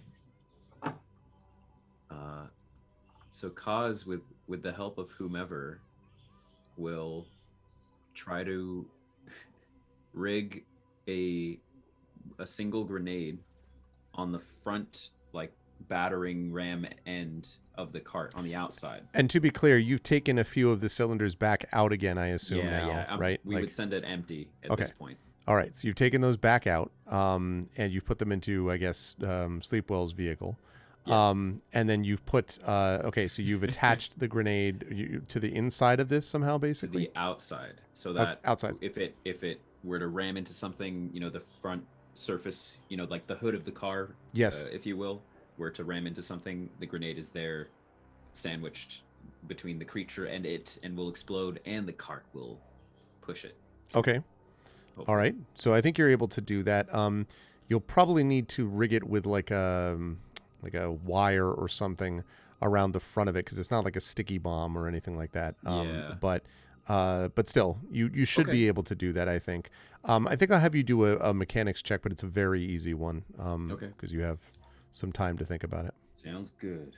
Can I get the assistance of one of my party members in rigging this? I don't think so, because you're dealing with an explosive device. So I think if anything, you want to minimize the number of people that are involved. Yeah. And you said mechanics. Mechanics. I'm not proficient in mechanics, but I actually do have grenade proficiency. Like, it's one of I have disguise kit, space vehicles, infiltration tools, and grenades is one of my proficiencies. I will allow you to use grenade proficiency, although it's a bit out of the box, but that's okay. Perfect.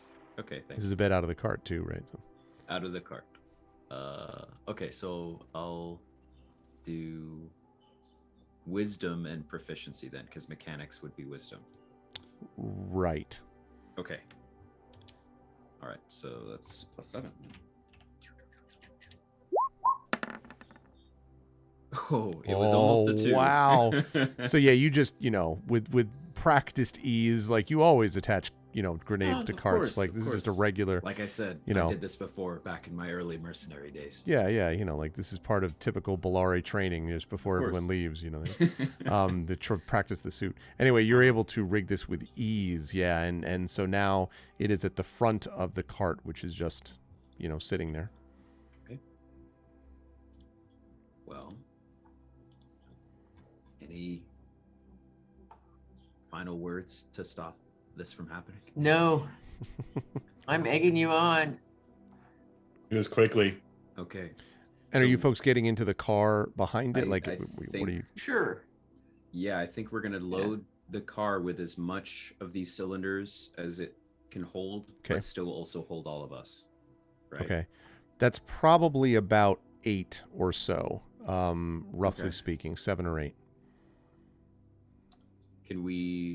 Is it a matter of space or weight that's preventing us from getting more? It's a matter of weight, because these things do have some heft to them, and you're also trying to make it so that the first of all that it can hold it, but also that there is a little bit of space in the sense that you don't want them bumping into each other, because blink, blink, blink, blink, blink, blink. Could cause hold one? Or do we feel sure. Okay. If you want to hold the container, sure. Someone's going to have to pilot the thing, but that can be Sleepwell if need be. Okay. Well, let's see. Does this count as a space vehicle? I would say not. This is not like a spaceship type of thing. So I'm not particularly proficient at piloting Okay, I will. So we can take 8, but I can hold an additional one for a total of 9. Is what we're saying, or were you thinking I would grab? Oh, I one was of the assuming you 8s? were holding one of the ones that no. If you have a Okay. ninth No, one, the in weight's that- going to bear it down. Okay, then I won't hold one, and I will pilot the car Okay. and turn to everyone and say, "Are we We're ready. okay?" Actually, Kaz, Sleepwell Yeah. probably needs to pilot this because when he's using this technique, he's proficient with this vehicle. So Okay. you'd That's probably gonna be want him better. to be piloting it. Yeah. All right. I look to Aramis for last words or guidance. Look, dude, this is all you, right? This is your Okay. plan. Let's just make this Alright. happen and get the hell out of here. I make sure to check with Sleepwell that we're all ready to go. And oh, are we also loading in all the automatons too? Or are they just gonna chase? They're just gonna chase after us. Be it, you might be able to fit them. I mean, it's 10 medium-sized humans, but there are a lot of these cylinders. Be a tight How many squeeze. cylinders? How many cylinders are we taking specifically? Right now, you said you were taking 8, which is the maximum before it starts like sinking, before the vehicle doesn't stay levitating.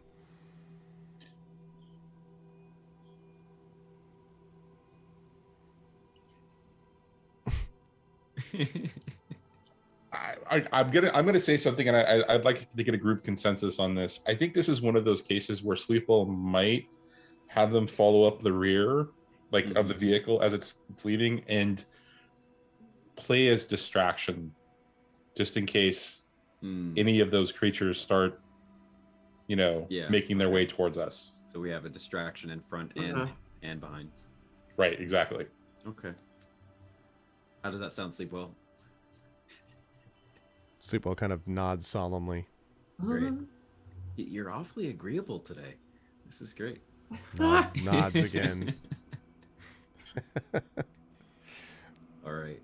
So it sounds like we're going to have the automatons follow on foot, running behind us.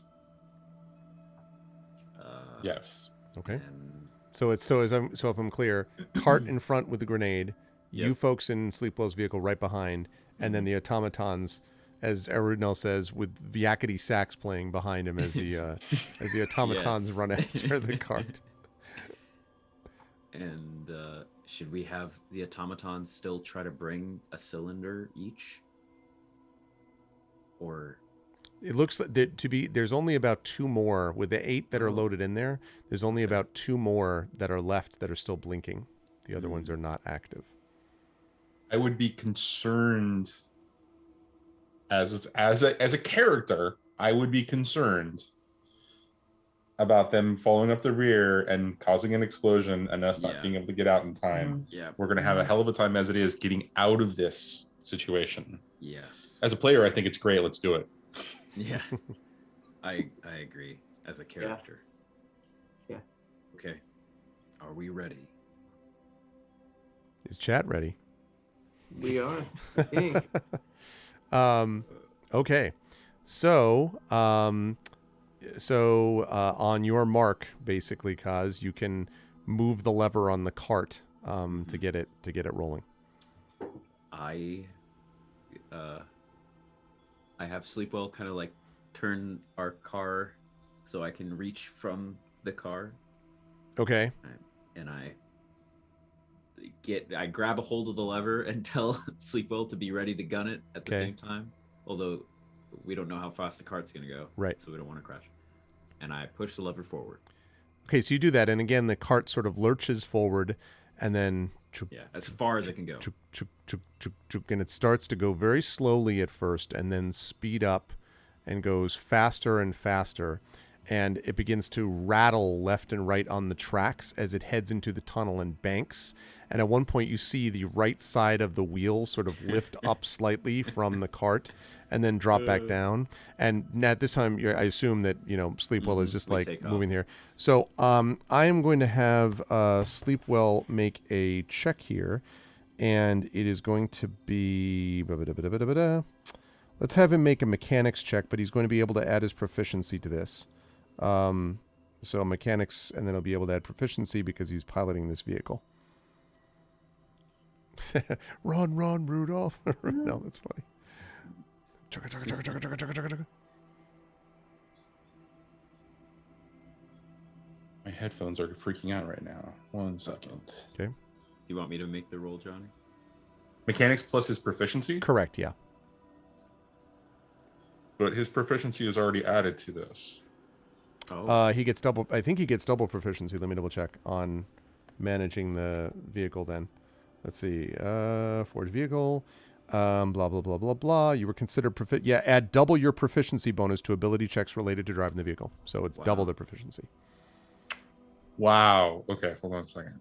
So that means He has a mental 4. link with this kind of. nice. Jesus. Okay, so this is this roll plus 4. Well, or yeah. Okay. Well, all right then. Yeah. I mean, 24 is great. I Yeah. was going to say. All right. And so he pilots it forward with no difficulty, sort of right behind the cart, maybe giving it a little bit of lead time just ahead of it. And as you come into the tunnel gets quickly somewhat dark, but the glowing of the the sort of cylinders all sort of give you this eerie blue light. And there's a moment where you see the cart in front heading towards this big, massive thing in the way, which you know to be the slug. And then it hits, and you hear this squishing sound, followed by, and blows up. Now, I need all of you to make dexterity saving throws as pieces of slug come flying in your direction as you are flying directly towards it. All right. So I need dexterity saving throws, please. Okay. Wait, Sleepo makes a 13. Okay. Sleepwell, I think, is able to just dodge it. Dodge revolution. Well, 17. I'll talk about that in a minute. Okay, 17. Kaz, you're fine too. You're able to dodge out of the way. I'll talk about Petra in just a moment. Aramis, how about you? A 12? That's How about a also 12? okay. All's that good except for Petra. Petra, you take 2 points of bludgeoning damage as you are smashed in the face by a piece of slug, a piece of Xanaman.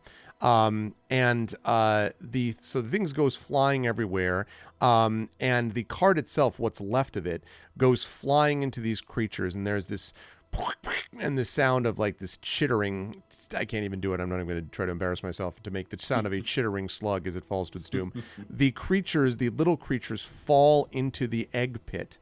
And so there's this, and then an explosion, slug, followed by egg, and you just hear the sound of squishing eggs as Sleepwell's car flies over the middle of the pit. Now, rocks begin to rain behind you because there is this huge rumbling effect as all of the eggs have exploded and all of these things are moving the entire tunnel around. You get to the other side. I'm going to need to have Sleepwell make another check because he has to veer in, if you look at the bottom of that map, into the room itself, like basically bend it back to the left so that he can go straight again. So you're saying you want another mechanics check and not Correct. a okay. A mechanics check, but again, this will be double proficiency. All right. So +4 on this one. Give me Right. 1 second. How about Wow. a 29? Yeah, I mean, no problem. Just like, runs into that, slow ride, take it and just like right down the track. And it's very dramatic, chat, as you hear this, and the tunnel is literally blowing up behind you with the sound of slugs sort of squishing and all kinds of noises as you come flying out of the room, out of the tunnel into the room beyond. You may remember that there were tracks that led right through those doors. You bash through those doors, even though you're above the tracks at this point, and go straight out as the explosions get faster and faster. And you sort of Lando Calrissian, Millennium Falcon, Return of the Jedi, pulling out of the Death Star style, come out of the factory just as there is a massive explosion and the whole mountain rumbles and rocks rain down on little rocks rain down on you as your cart comes flying out. And I guess you need to tell me, Kaz, when you want Sleepwell, or whoever's running Sleepwell needs to tell me when Sleepwell is slowing this thing down, because you just made it out of this thing. Maybe to at a suitable distance, like maybe where the kid left us to look on the precipice to look down at the factory. Okay, I was going to say, Agree. so like up the hill. So you managed to get up the hill, and come to a stop, and you just sort of slide, it almost slides to a stop, and you look down below as there's just rock and dust sort of settling on the ruins of what's left of the factory. And Kaz, you are suddenly aware, out of the corner of your eye, you see something flashing. And, well, I'll just tell you that. You see something flashing out of the corner of your eye. Is that corner in the car? Yes. I look at the flashing thing. And you look down at the flashing thing as the flashing lights on every cylinder are all going.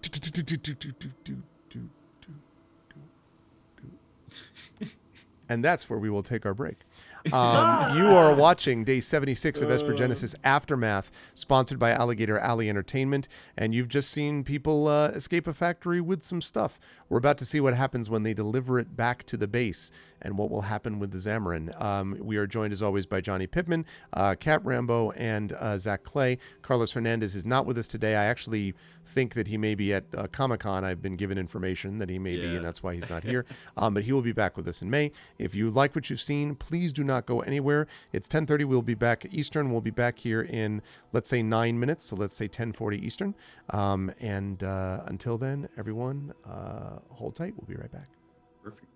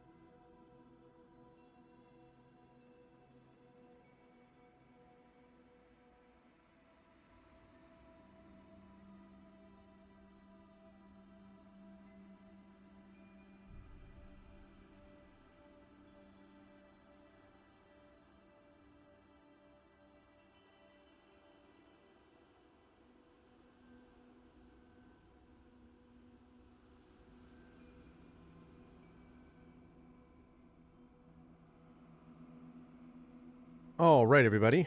Welcome back, crew, and welcome back to our spectacular viewers who have been really wonderful tonight. And I was appreciating all the egg puns. I see them all. Just be clear, I see them all. So I love all of them.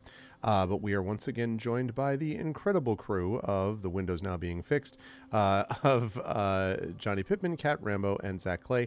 Carlos is not with us this session, but we'll be back, of course, in May.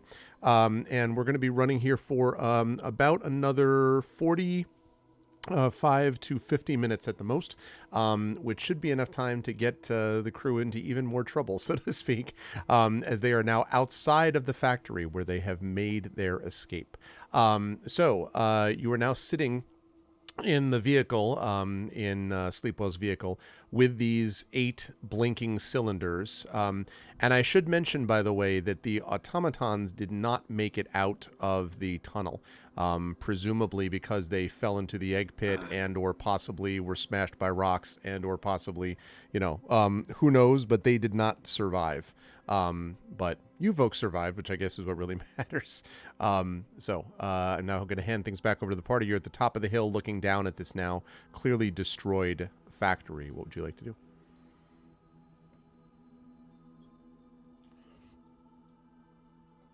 I think that we continue forward after sort of like taking the vehicle. We continue back towards the encampment and pay real close attention to if we're being tracked or followed. All right. Because who knows if they're not going to send those little warrior ants or whatever. Let me have you make wasps. Let me have you make a perception check for me, please, Aramis, as you're in the process of going back. And everybody else can do that too if you're all on alert. I mean, you tell me if everybody's looking, then that's fine. If it's just a couple people that are, Sleepwell probably can't do that because Sleepwell's got to focus in the car. But Aramis and Petra and Kaz, you could all make the perception checks if you want to be like aware. So Can we? Petra, you might be more concerned about the cylinders in the cart. Might be I'm what's not happening very over alert ever. Okay, Aramis to the 14. Go ahead, guys. What's up? Can we see the main? I forget what it's called. It's not called Mother's Rise, is it? Or Mother's Stage? Yeah. Yes. Well, almost. As you get back to the base, you can see it. It's funny you should mention that. I have a picture of it. Let me. Because I was going to say, knowing that that's like the home hive of the Zamarins, Kaz would be looking through the scope to see if there's activity there, maybe. Okay. If you can see it from here, but. Let me. Well, once you get far enough up and over this sort of rise of this hill, and then start heading back down. Whoops, that's not right. That's where you go, and that's where you go. Okay. And you start heading back down towards where the base is, then I would say, yes, you are able to see it. So let me show you a picture of what this looks like. Okay, there's that. And it's coming on Twitch stream right now.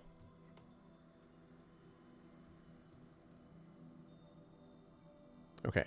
Now, the only thing I'll note is, and actually that's about right, because this is about early afternoon. You got here sometime in the morning, I want to say maybe like just before noon. So you probably were in there a few hours. So this is still afternoon. So this is fairly right. You do not see, Kaz, any particular movement, although there are some things you see flying around the top entrance. There's basically, from what you can tell, there are basically 2 main entrances into this thing. There's a large opening in the side of this thing, and it's kind of, you can't really make it out on this picture, but it's sort of all the way over to the left. If you look to the leftmost thing, there's kind of like a almost flat wall of rock basically on the left-hand side. There's an opening there in the side of that.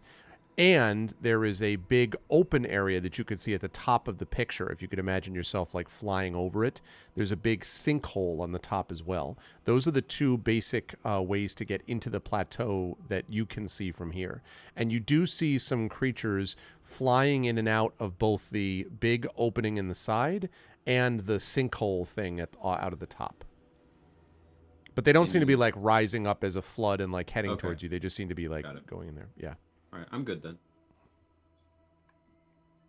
So otherwise, you make your way back. It's somewhat of a stressful journey insofar as you keep looking around for things. Petra is very concerned about, what's going on down there. Kaz, I actually do need you to make a perception check to see if you see anything. Okay. Aramis, you do not make anything out in terms of pursuit. And wow.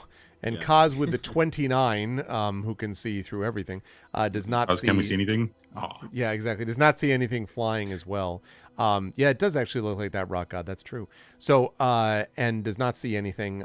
So it looks as if you were not being followed. Nonetheless, the fact that you're going, sleep well is like having to have full focus, because every time he goes over a bump, even though I know it's hovering, but every time he has to shift it up and avoid obstacles, the flashing red light speeds up again in these cylinders and then gradually slows down.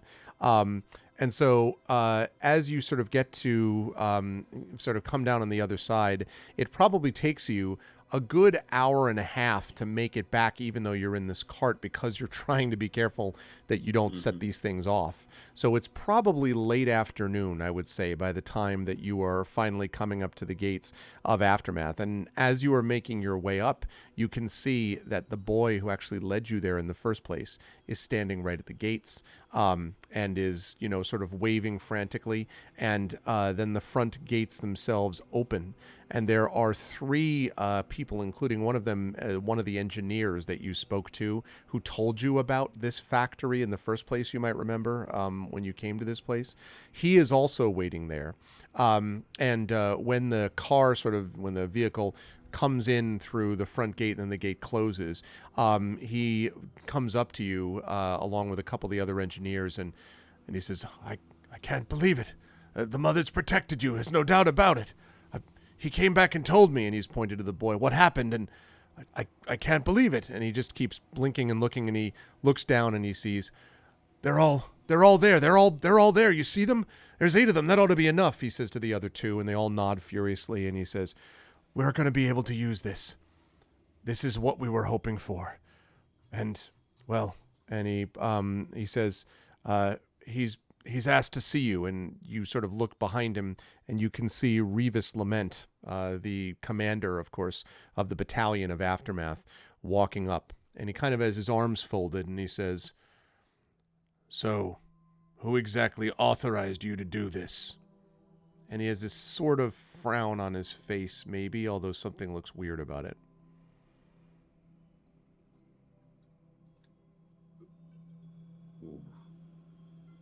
Well, Is there someone here that has the authority to authorize things? Usually we just sort of authorize things for ourselves. So he kind of glares at you, but you notice, Petra, that his mouth is sort of twitching, and then he breaks into a smile and says, I can't believe it. I can't believe it. You got 8 of these things. 8 Feldalar containers. What can you do with this? And the engineer says, all kinds of things. We could do whatever. And Revis sort of puts up a hand and to silence him and says, good. Then I think we know our course. And he says to the 3 of you, actually the 4 of you, he says, I can't thank you enough. You've given us a chance. Would you mind coming with me? I want to show you what we think we might be able to do with this. Okay. Sure. And so, basically what he's asking is whether you can, they are willing to unload the cylinders and bring them to this thing while you sort of head over to this area. And in the back of, now remember, Aftermath is not huge, but in the back of this place, there is one area that was cordoned off that you didn't basically see or have access to. And when he comes over to it, he presses a couple of numbers into a number pad right by the side of this one door. And it opens up to reveal a courtyard of a kind. And in this courtyard, there are 2 battered-looking, but still apparently functional, ships. One of them looks, relatively speaking, fast and agile. It's very sleek. It looks a little bit like the Hyperlance, although, of course, the Hyperlance is, much better, but it looks sort of in that kind of starfighter type of category. And the other one looks much larger, almost like the old Rafaela, or the old ship that you were first flying in at the very beginning. You might remember with the Prospector and all that. It's much bigger, tougher, certainly looking, but also clearly not as sleek. If you had to guess, this thing's probably slower as well. And he points at them and he says, "There we go. We've been waiting for a chance to use something like this, and now you've given it to us. This is my idea. That Feldalar you found, you might have noticed it's slightly volatile." He kind of voice raises a little bit. Yes. And he says, "Well, if you need to get into the Stage. place that was holy, our place before, the mother's stage, then I and what's left of the battalion might be able to help, as will this. I have two ways of thinking about it. One is that you could, if you wish, retrofit that," and he points to the sleek ship, and that would allow you to assault by land. Basically fly it in low, get the thing up top, and then essentially drop this thing using the Feldalar, the containers we have here, into the middle of it. More or less wipe out the nest of the creatures that have been taken over our holy place. That's one option, but if you go that way, you're going to have to assault by land. The other option, of course, is to take that, and he points at the freighter-looking thing, and he says, "This thing's tough enough that it'll be able to take all sorts of abuse, but it's slow. But from there, you might be able to literally get into it from above. You could assault essentially from the sky into that sinkhole that leads in. Which decision to make, I don't want to make for you. You're the ones who found this for us.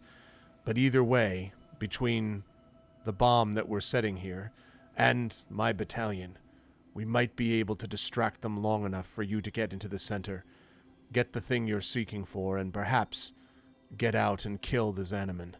Strike a blow against them strong enough that you will wipe them out as a threat. That, of course, is if you wish to do any of this. If not, we'll do the best we can on our own, but..." And he kind of looks back at some of the, some of his men, some of the people that are kind of like looking around, and as you noticed before, they're all, obviously they mean well, but how effective this is as a fighting force isn't 100% clear anymore. There's a few that are, but whether there's that many.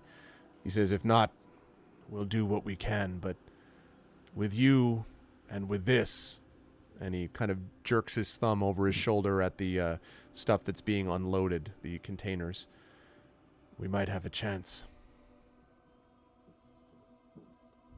And he falls silent.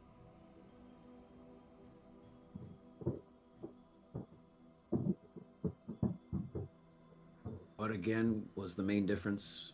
One is by land and delivers a bomb by land, and the other delivers a bomb by air. That's basically right. The one that delivers it by land can get in more or less and drop this bomb towards the base of it. It's faster, more agile, but it means that you won't be able to, well, you'll have to deal with those creatures up top from the sinkhole, which means you won't be able to attack from the above. It means you need to make your assault from land. Also, you need to hold on a moment because my daughter's saying goodnight. What is it? Oh, of course, General.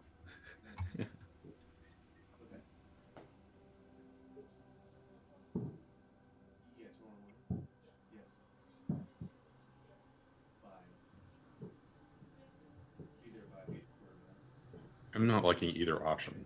Just saying that now. We could just ram the hyperlance. Just take the hyperlance. But knowing this, there's some reason why taking the hyperlance would not be optimal. Okay, sorry about that.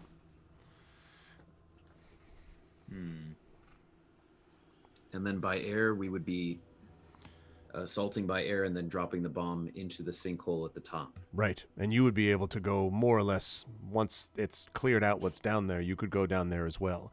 That's if you go in the freighter. Slow, but tougher. It should be able to take attacks that'll be coming from them, at least for long enough for you to be able to get in.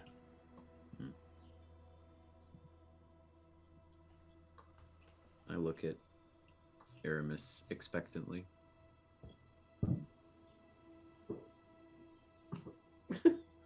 I have no idea what the right choice is here. Both of them sound bad. Well, I am a glass half full kind of Bellare, so I say we do the fast one. Ooh, I like that. Fast one. That's the one by air? That's the one by land. It's one by By land. the one by land. Okay. And how do we escape once we do this by land maneuver? And At least in the air, we've got a lot more, flexibility in our pathway home. Yeah. Revis Okay. opens his mouth as if to answer and then and kind of falls I- silent again. Vote for the other one then. Let's do the by air. And it's more durable anyway. Yeah, I agree. I think the air one is a better choice. So Unless No. here we are. Go we with both air. wanted to do land, and then now we both want to do air. But yes, my vote is for the air. All right. All right, Sleepwell all right. nods solemnly as if going along with whatever you of suggest. course he does. There we are. course. See, as simple as that. All it took was roughly 70, what seemed like 4-hour sessions with all of you. And we're pretty agreeable now. Yeah, all of a sudden So he's just totally agreeable. on board with everything. All of us. Sure, we'll take the freighter. We like this suggestion. Although I will play Bellare's advocate. Is there a reason why we couldn't just fly our extremely capable ship in place of either of these? And he shrugs and he says, "No, I don't suppose so. But I don't know whether your ship is designed to be able to handle this stuff. Perhaps we could retrofit it if you brought it down here. Although that might attract the Zamarin, but perhaps your ship can kind of ward them off. It seems like they were drawn to it in the first place when you first entered orbit, but I don't know much about that ship." Okay, what if I turn to the group, what if we take the freighter, durable freighter thing, and we go in, we blow a hole for ourselves, dive down, do whatever we need to do, recover Abraxas and perhaps kill the Zamarin Queen if we're lucky, if we need to. And then either the freighter lifts us out, or since things are going to be wild anyway, what if we have the Hyperlance come in at the end of this mission as our escape plan? Oh, that's good. Like who's going to be flying the Hyperlance to come in and get us though? Like Rona or Rona? somebody or? Ronan sounds like a great idea for that. Good as Okay. any. All right. And I mean, if we're going to do that as well, why don't we could also find a use for the land cruiser too, as some sort of decoy maybe. Ooh. Okay. I don't know. Can we send the how. land cruiser with one of these canisters and then drop the rest from the top? We might take out a fair bit of them and cause a hell of a distraction before we actually get there. I like that. We might as well. Hmm.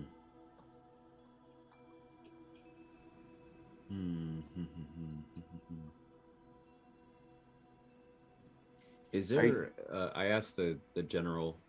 Are there entrances? They're almost like these tunnel entrances. I'm imagining on the land, the base of this mountain. Possibly, but we've never gotten close enough to be able to tell, and they're constantly being changed. Those things burrow somehow. They dig up others, fill in holes that were there before. And I don't know whether any of you are going to want to face the things that burrow down there. The tunnels are controlled by them, not us. I don't have any clear understanding of what would lead underneath to get there. But then there's the big sinkhole that kind of eventually leads out to the top of the mountain. Right, and presumably, although we haven't been inside the inner hive since they took it over, that would lead you to the chamber where the final stages of the mother stage can be, and presumably where the luminant that you're looking for is. Yeah. What is the luminant exactly? And he kind of sighs, and a couple of people hear you ask this and sort of all look kind of in surprise, and he says, well, it is the light. It's the thing that reminds us of the mother's gift. It links us from down here to up there.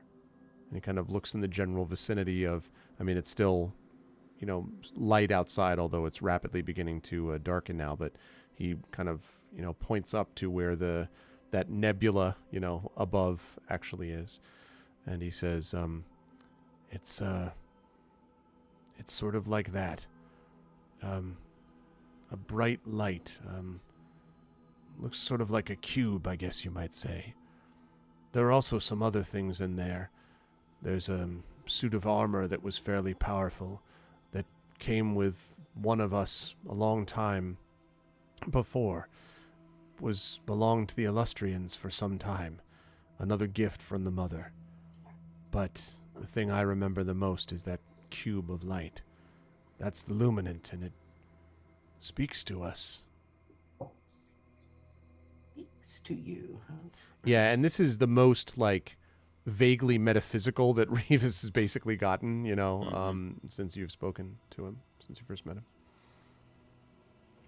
All right.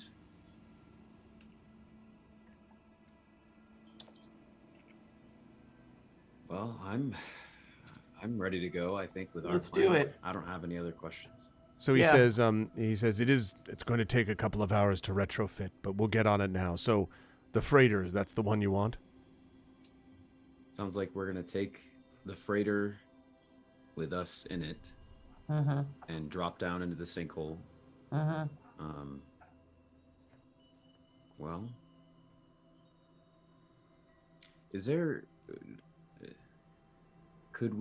what if we were to put the bomb on the land cruiser and send that at the base of the mountain and have that be where everything blows up and where their attention is, and then we drop straight through the sinkhole anyway? Well, the problem with that is that the base of it is probably going to be too well defended. If we were to attack by land, the idea was the ship would be more precision.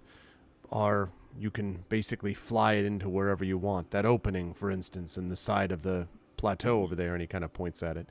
He says, but your land cruiser isn't going to be able to get to that fast enough, not without getting targeted. And if it blows up short of it, then you've wasted the Feldalar, and I don't know how much there is left. I suppose you could go back to the factory and get some more. It's still there, right? No. Oh. No. Really? And No. one of the engineers kind of looks sort of shocked, and then Revis is like, well, never mind. Get working on that freighter, and, he sends him off. Yeah, okay, so we'll drop the payload from the freighter. Maybe, I like Aramis's idea, maybe send in one of the Feldalar charges in the land speeder just as a distraction, even if they get rid of it early. And he nods. He says, 7 should be enough for the rest of it. I wouldn't go fewer than that, but 7 Feldalar that's a lot. And then we'll go down, do our business, and then I guess we could go talk to Rona. Yeah. Tell her to swoop in at the last minute. She's going to be thrilled about that. Yeah. She's Like done it last before. She's fine. Yeah. It'll be fine. What happened to the... Oh, that's right. There was a second Hyperlance. What ended up happening to that? Did we blow it up? I forget. Do you all remember? The second Hyperlance was control... Yeah, That was around the time we had the whole roller coaster thing and Right. completed that arc. That's right. That Forget what hyperlance we did with disappeared. it. Actually, Okay. it was under the control of the Long Winter, the Yeah. other part of the Long Winter that had finally come upon you, but then flew away as metaphorically the roller coaster flew away. So that Oh, may still be yes. out in the universe somewhere. Right. Okay. Anyway. Yeah. Okay. Okay, so he proceeds off to issue orders, which means you have a couple of hours here to do what you like. You can certainly get a short rest if you need one. Otherwise, you can speak to whoever you need to speak to. You could do a long rest if you want to wait until tomorrow morning. But there is the whole not wanting to wait too long, but that's up to you. Yeah. Yeah. You could do that, but you have time for a short rest, and if you wanted to speak to anyone and or make other preparations here, you could. I think a short rest is a great idea. Yeah. I would love a long rest, but I could do without one. Yeah. I would, well, depending upon how well this goes, a long rest actually will make a big difference for those of us who have points that need to refresh. Yes. I don't think either of you have much talent is- points No. Oh, no, I do. in that way. I do. Or do you? Yeah, yeah. I have Okay. forging slots. Oh, you mean your sorcerer-esque stuff. Yeah, the sorceress talent points makes all the difference in the world. So, Yeah. so It's up to you, folks. can they do a short rest and Aramis do a long rest? We would end up having to wait for you anyway, Yeah. right? Exactly. Well, I mean, so we're going to get a couple hours out of this anyways, right? Before we actually begin this assault. So what's to say that there aren't other things that we can get done in that particular period of time? No. And Aramis just kind of recharges. Oh, you can, but if you're going to get a long rest, it's going to be a good 6-7 hours regardless, though. Yeah. So you Okay. can. I mean, again, you can do that, and there's stuff they can do in that 6 to 7 hours. They're willing to go along with what you suggest you'd like for this assault, but I would vote for a long rest, unless I think Kaz would go out right after this general leaves, right about now as we're figuring out what we want to do. Okay. And get a vantage point to look again at Mother's Stage. Okay. And maybe, yeah, I could look through my scope at Mother's Stage for the first hour as we're short resting. I'll just kind of be resting, but look through the scope idly at Mother's Stage. Okay. And if we see within the next hour, suddenly, the nest is blowing up and creatures are coming out, then maybe we do only make it a short rest. But Okay. if not, then maybe a long one. Okay. If you want to do that, then I would have Kaz make a perception check for me, please. Okay. Yeah, or it effectively, I guess it'll be like a night watch kind of. But Okay. anyway, all right. Perception. Inception. That's a nat one. 12. Well, I love that it's still a 12 regardless. Yeah. You don't see anything in particular, Kaz. I mean, part of it is that you see, again, a couple of these flying creatures, which are, just kind of buzzing in and around the sinkhole and the opening to the wall. You don't really see beyond that, though, that there's a lot of motion or movement. But you are, as you put it, and I quote, kind of idly looking through the scope on occasion. Yeah. That's sort of it. Yeah, exactly, Renella. And part of it is you rolled a 1. Yes. So I'm like, we're good. Let's take a long rest. Okay. all right. And if you do that, it's going to be, let's see, so about 4 o'clock, 5, 6, so about 5. So a long rest would put you to about, I mean, you could basically, that means you could go in under the cover of darkness. So basically after midnight, you could launch this attack. Yeesh. And as the song goes, after midnight, let it all hang out. Well, You know. we'd get the benefits of my infravision, Yeah. and you hear the sound that all sound of movies use of the Yeah. of the infrared. Yeah. But yeah, I'm good. Let's I don't think we should wait till morning, because if Okay. they are going to react to the factory explosion, it would be then. So let's do it. Let's do it. Right. All right. So during your long rest, you were able to get some things done. First of all, you can use the equivalent of your hit dice. I don't know whether sleep well also, and I don't know what. I know there's not an updated sheet here, Johnny. One thing we're gonna make really sure about, by the way, when we do the next campaign, is that everyone Yeah, has an updated everyone has character everyone's sheet, like sheets. from the beginning, Absolutely. from the jump. But in the meantime, I don't know how much healing they have, because Yeah. certainly Kaz with his 22 out of 68 could use it, and sleep well, you know. on a long rest, we don't just go straight up back to full. We have to still roll hit dice. I'm sorry. You're right. Hit points you get back, but you'll get half your hit dice back. That's true. Oh, okay. So yeah, you're right about that. So I guess that doesn't matter about the healing then. But you would get half the hit, because I feel like you did use hit dice at some point here. I don't show any used. at Maybe least not. Maybe you were just on the recently, run but- then the whole time. Okay. Yeah. Yeah, that's right. So then you would recover those hit points then. So that's fine. For an assault like this, that's fine. So then we'll put Aramis back up to 49. That would put Sleepwell up to 78. Kaz up to 68. And Petra, you were only down 2 anyway, but Right. 76 out of 76. Okay. So you're able to Right. do that. And after midnight or so, your rest would come to an end. All right. All right, my friends. I don't think we can put this off much longer. Yeah.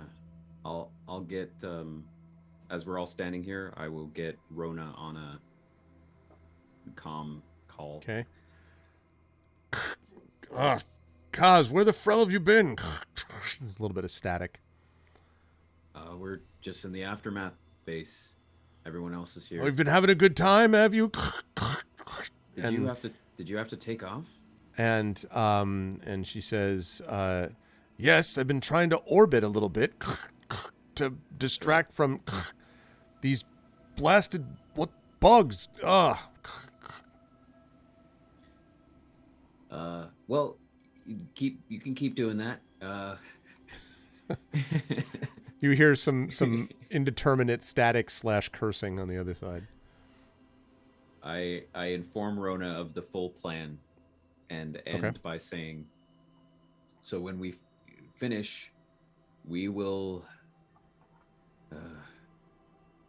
attempt to communicate and give you a signal or call you to come down and swoop us out, assuming that the freighter we're taking there gets pummeled and destroyed. And so she says, swoop down and take you out. Am I going to have any lead time on this?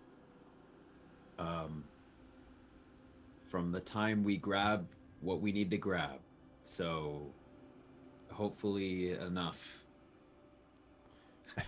So there's a long suffering sigh on the other end of it, like, and then, all right, if you'll excuse me, then I'm going to go avoid being swarmed by more of these bugs. Knew she was gonna love this plan. I have a flare, just like a standard flare. Is there a way that I can rig it or attach it somehow, or do some engineering or mechanics to make like a flare? You know, when you actually shoot a flare and it goes off like a firework. I'm not sure if I have a feeling this is one of those like handheld cave flares rather than one of the firework kind. But can I somehow make it firework? I will allow you to try to make a check to see if you can fashion such a thing. Okay. Let's see. I'm trying to think about the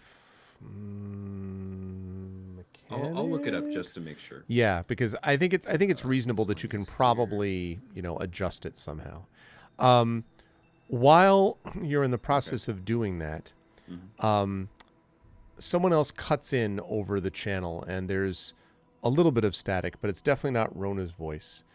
And you hear, Kaz, Yes. it's me, the Hyperlands, Alfred. We're here. You're where? On the ship, with the ship, in the ship. Wait, which Hyperlance? Our Hyperlance? Yes. Okay. And you do remember, by the way, quickly, Kaz, that that this was sort of what that it was kind of united we gave together. them control. Yeah. Yeah. And I wanted to tell you that I sensed something up here. Like some kind of a rush of energy. Sorium, lots of it down below. And I haven't felt this way since my creation. Yeah. I look at Aramis. And I make Yeah, sure all that of you can hear this, by the everyone way, else on can your hear this comms, too. on your Yeah. links. And did you say felt, or you are feeling this energy? No, feeling. I felt it at first, then it faded. But then, a few hours ago, there was this massive surge, and Yeah. I've felt it ever since. Yep. Okay.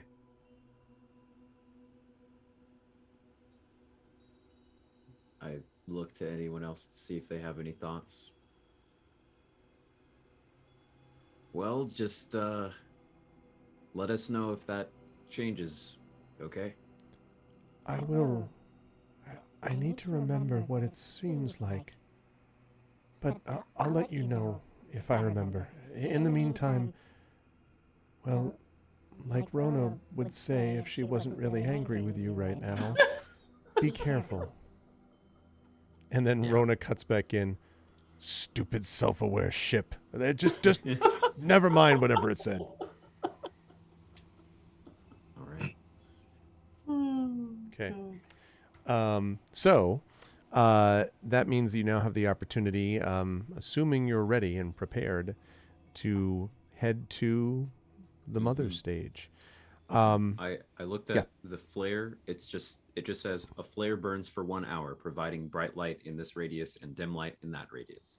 So that's all it says. I will let you make a mechanics check for this. Okay. We're going to see whether you can basically modify it. Okie dokie.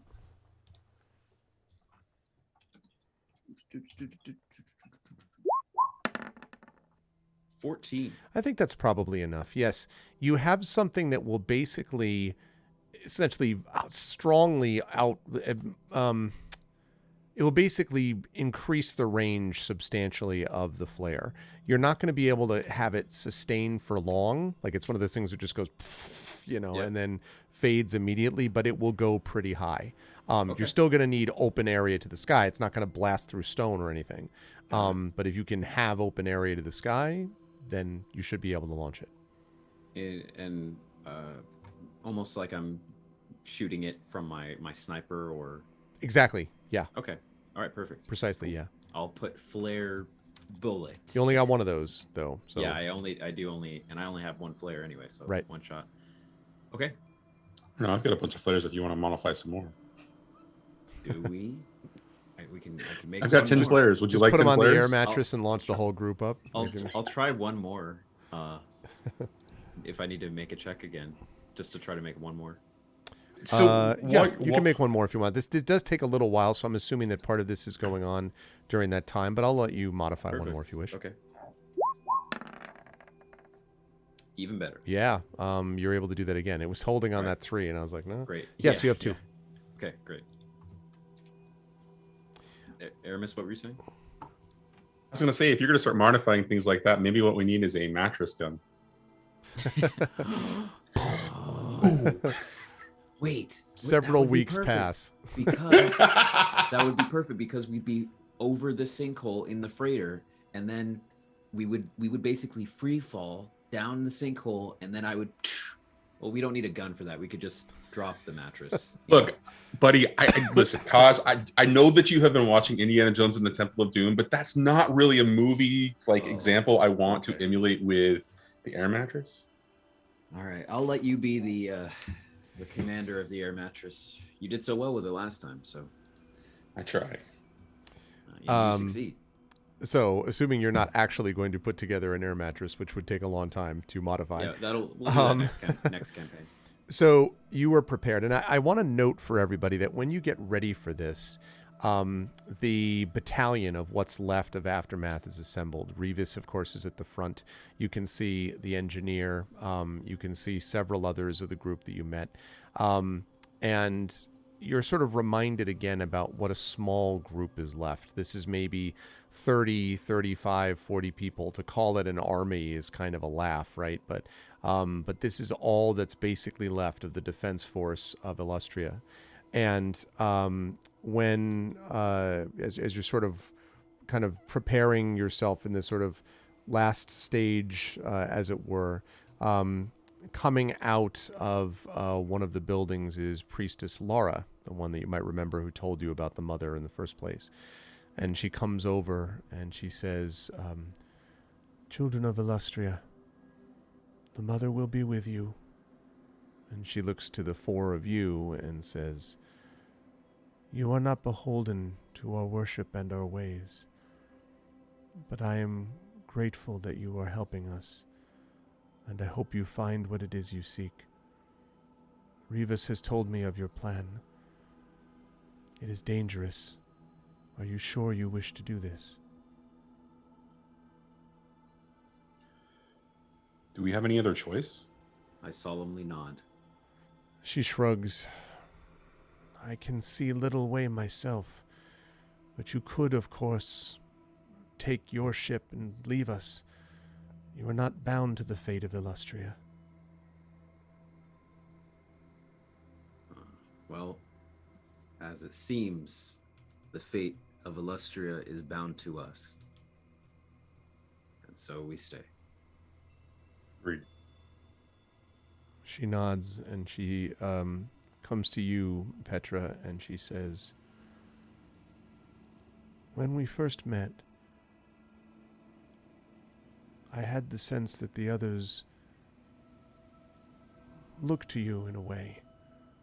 Not that you are greater than them, but that in some ways you are the vanguard, you might call it. Sort of perhaps a general like Revis here." She kind of looks at you, tilts her head slightly. I don't know why they look to me, but yes, that does seem to happen. She says, "It is difficult to lead others, and difficult to be the one in the front lines. I would say that the mother's gifts may come to you, as you will be first into the battle. I can offer only my prayers, but I sense that you will survive this, and that you will be the one in the end who perhaps will have the most important decisions of all." And she kind of looks at you seriously and then looks to the others. "I believe you have come because you were sent by the mother. Thus I have faith you will return. May her light shine upon you." She kind of bends her head low, and for a moment you look around and the whole base has fallen silent. The sound of preparations cease for a moment, and you look around and you see that every one of the people in the base in Aftermath, both the battalion of people that are going out with you and the ones remaining behind, have all bowed their head to you. Incline my head back. Petra feels vaguely embarrassed by such things. Mm-hmm. So And they lift their head. The Priestess Laura whispers something to Revis, who nods and, grabs his rifle more tightly as if he's ready to go. And then he says, "Right, let's move out then." the trip to the mother's stage is uneventful. And aside from a sinkhole here and there is no sign of the Zamarin. And as you are in this freighter emanating out of the base, you can see below, because you're trying not to fly too high, but you can see below the troops kind of hustling along below you on the path towards the plateau as you're proceeding at your speed up top. The freighter, by the way, is very much a Spartan affair, right? It's got enough for someone to be able to pilot it. One of the Illustrians is doing that. And then it's got the payload. And what they've basically done is more or less essentially wired up all of the Saurian, what they call Felidar containers, around this one central, what looks like basically a warhead, like a missile that they're going to apparently drop. So it's very much as if they roped it together, prepared to sort of drop out of the bottom of this thing. And you note with a little bit of nervousness that as you're flying towards it, as the ship, which is not the most stable thing in the world, occasionally bumps with turbulence, the red lights on all the cylinders flash again a little bit and then come back down, and this continues to happen on and off.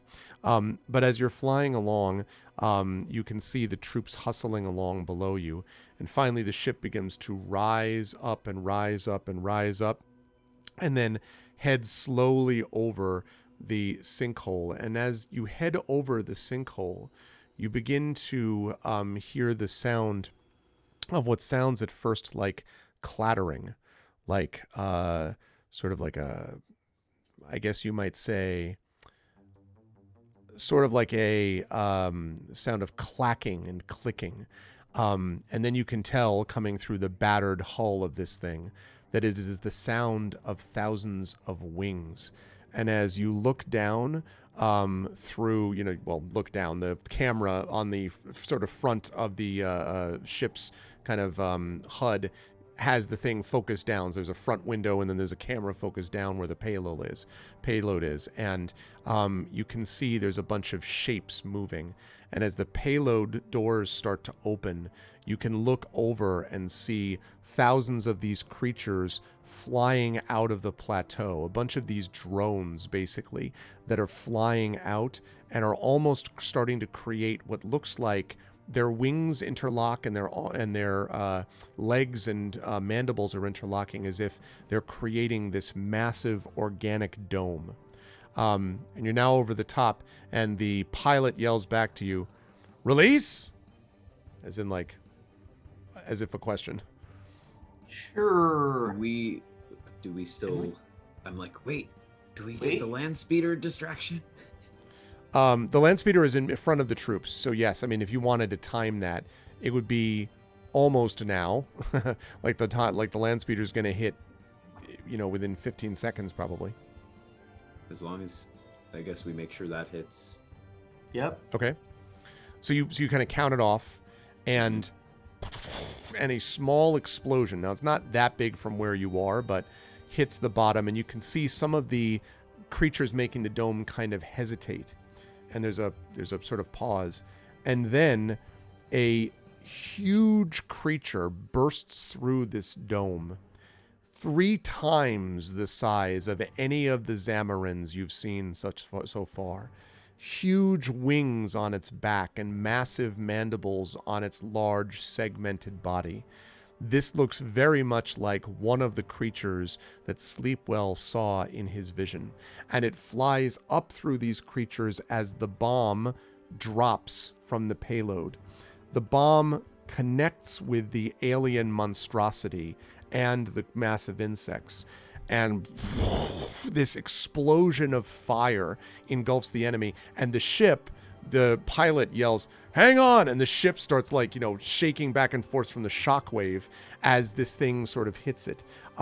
Charred bodies begin raining down from the sky as you are beginning to get into the holy site.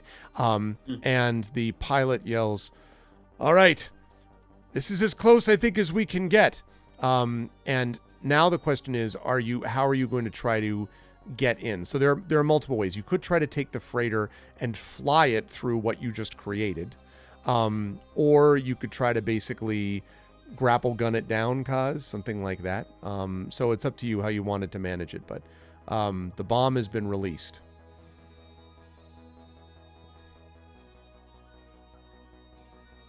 I think we better take the ship in. Yeah. That would be my choice. Rely on the hyperlance to get us out. Have to. Yeah. Us and anybody else that's with us still. Okay. Yeah, well, that's up to you. Yes? Yeah. Sure. Yeah. We Sure. nosedive. Okay. So the doors close, the freighter drops. And it might be a good thing you did the freighter because you pass through this massive green cloud, and suddenly you realize that what you're passing through is the venom that was released by a bunch of these creatures. You may remember that they were shooting stingers at you before. This is all of the ruptured venom stuff on the back that this thing is flying through. So in the front of it, the front window, basically, you just see green gas and fog that's passing as you're going through it. You keep hearing doof, doof, as the bodies of these creatures, these charred creatures, keep slamming into the side of the hull. The ship kind of rocks left and right, and the Illustrian pilot yells, "I can't see anything!" As you're going through this thing, creatures raining on top of you. One of them hits the front and then slides, leaving this trail of ichor just kind of as it's sliding down the window, and just as you're flying down towards it. And then the Illustrian pilot is sort of like, the ship is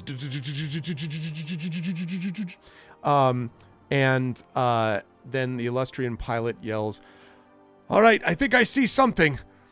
Hang on," and pilots the thing, and you hit the ground. Now, I want to ask, as you are, quote, hanging on, how are you doing that? Hanging on? Yes. Inside the ship, you mean? Inside the ship. I mean, you could be belted in if you like, but the idea is, like, how are you? Because you were looking down at the payload when it was released. So what are you doing to brace yourself, basically? I'm strapped in. I'm sorry. I'm strapped in. Yeah. Aramis is gonna. Okay. Yeah. Me too. Strapped in is good. Okay. Sleepwell, I assume, is riding on the front like a hood ornament. You know, I'm just kidding. Okay. And you kind of jerk forward. The whole ship lurches, and you find yourself sort of leaning at a strange angle. And there's just a pause, and then the payload kind of opens. And you can see that the Illustrian pilot is motionless, just slumped over the front controls. And as the payload opens, you can see below you that you have landed in this golden, sticky substance that is sort of slowly kind of seeping below the ship where you have landed. You can see barely outside that payload, payload opening, hundreds of hexagonal shaped openings. And as you look down at this golden goop and hear the sound of no longer flying wings, but charred insect bodies landing on the ship, thunk, thunk, thunk, Ooh. thunk, we are going to bring our session to a close. Ah! So, in our next session, the invasion begins, chat. Yes. Into the hive. Into the hive. Into the hive. I am very excited for it. It's going to be good times. Dear. Yes, it's going to be thank fun you. too. A lot of fun stuff. It's going to be great, right? Right, Johnny? That was No. Awesome wonderful. fun stuff. No. Boss battle.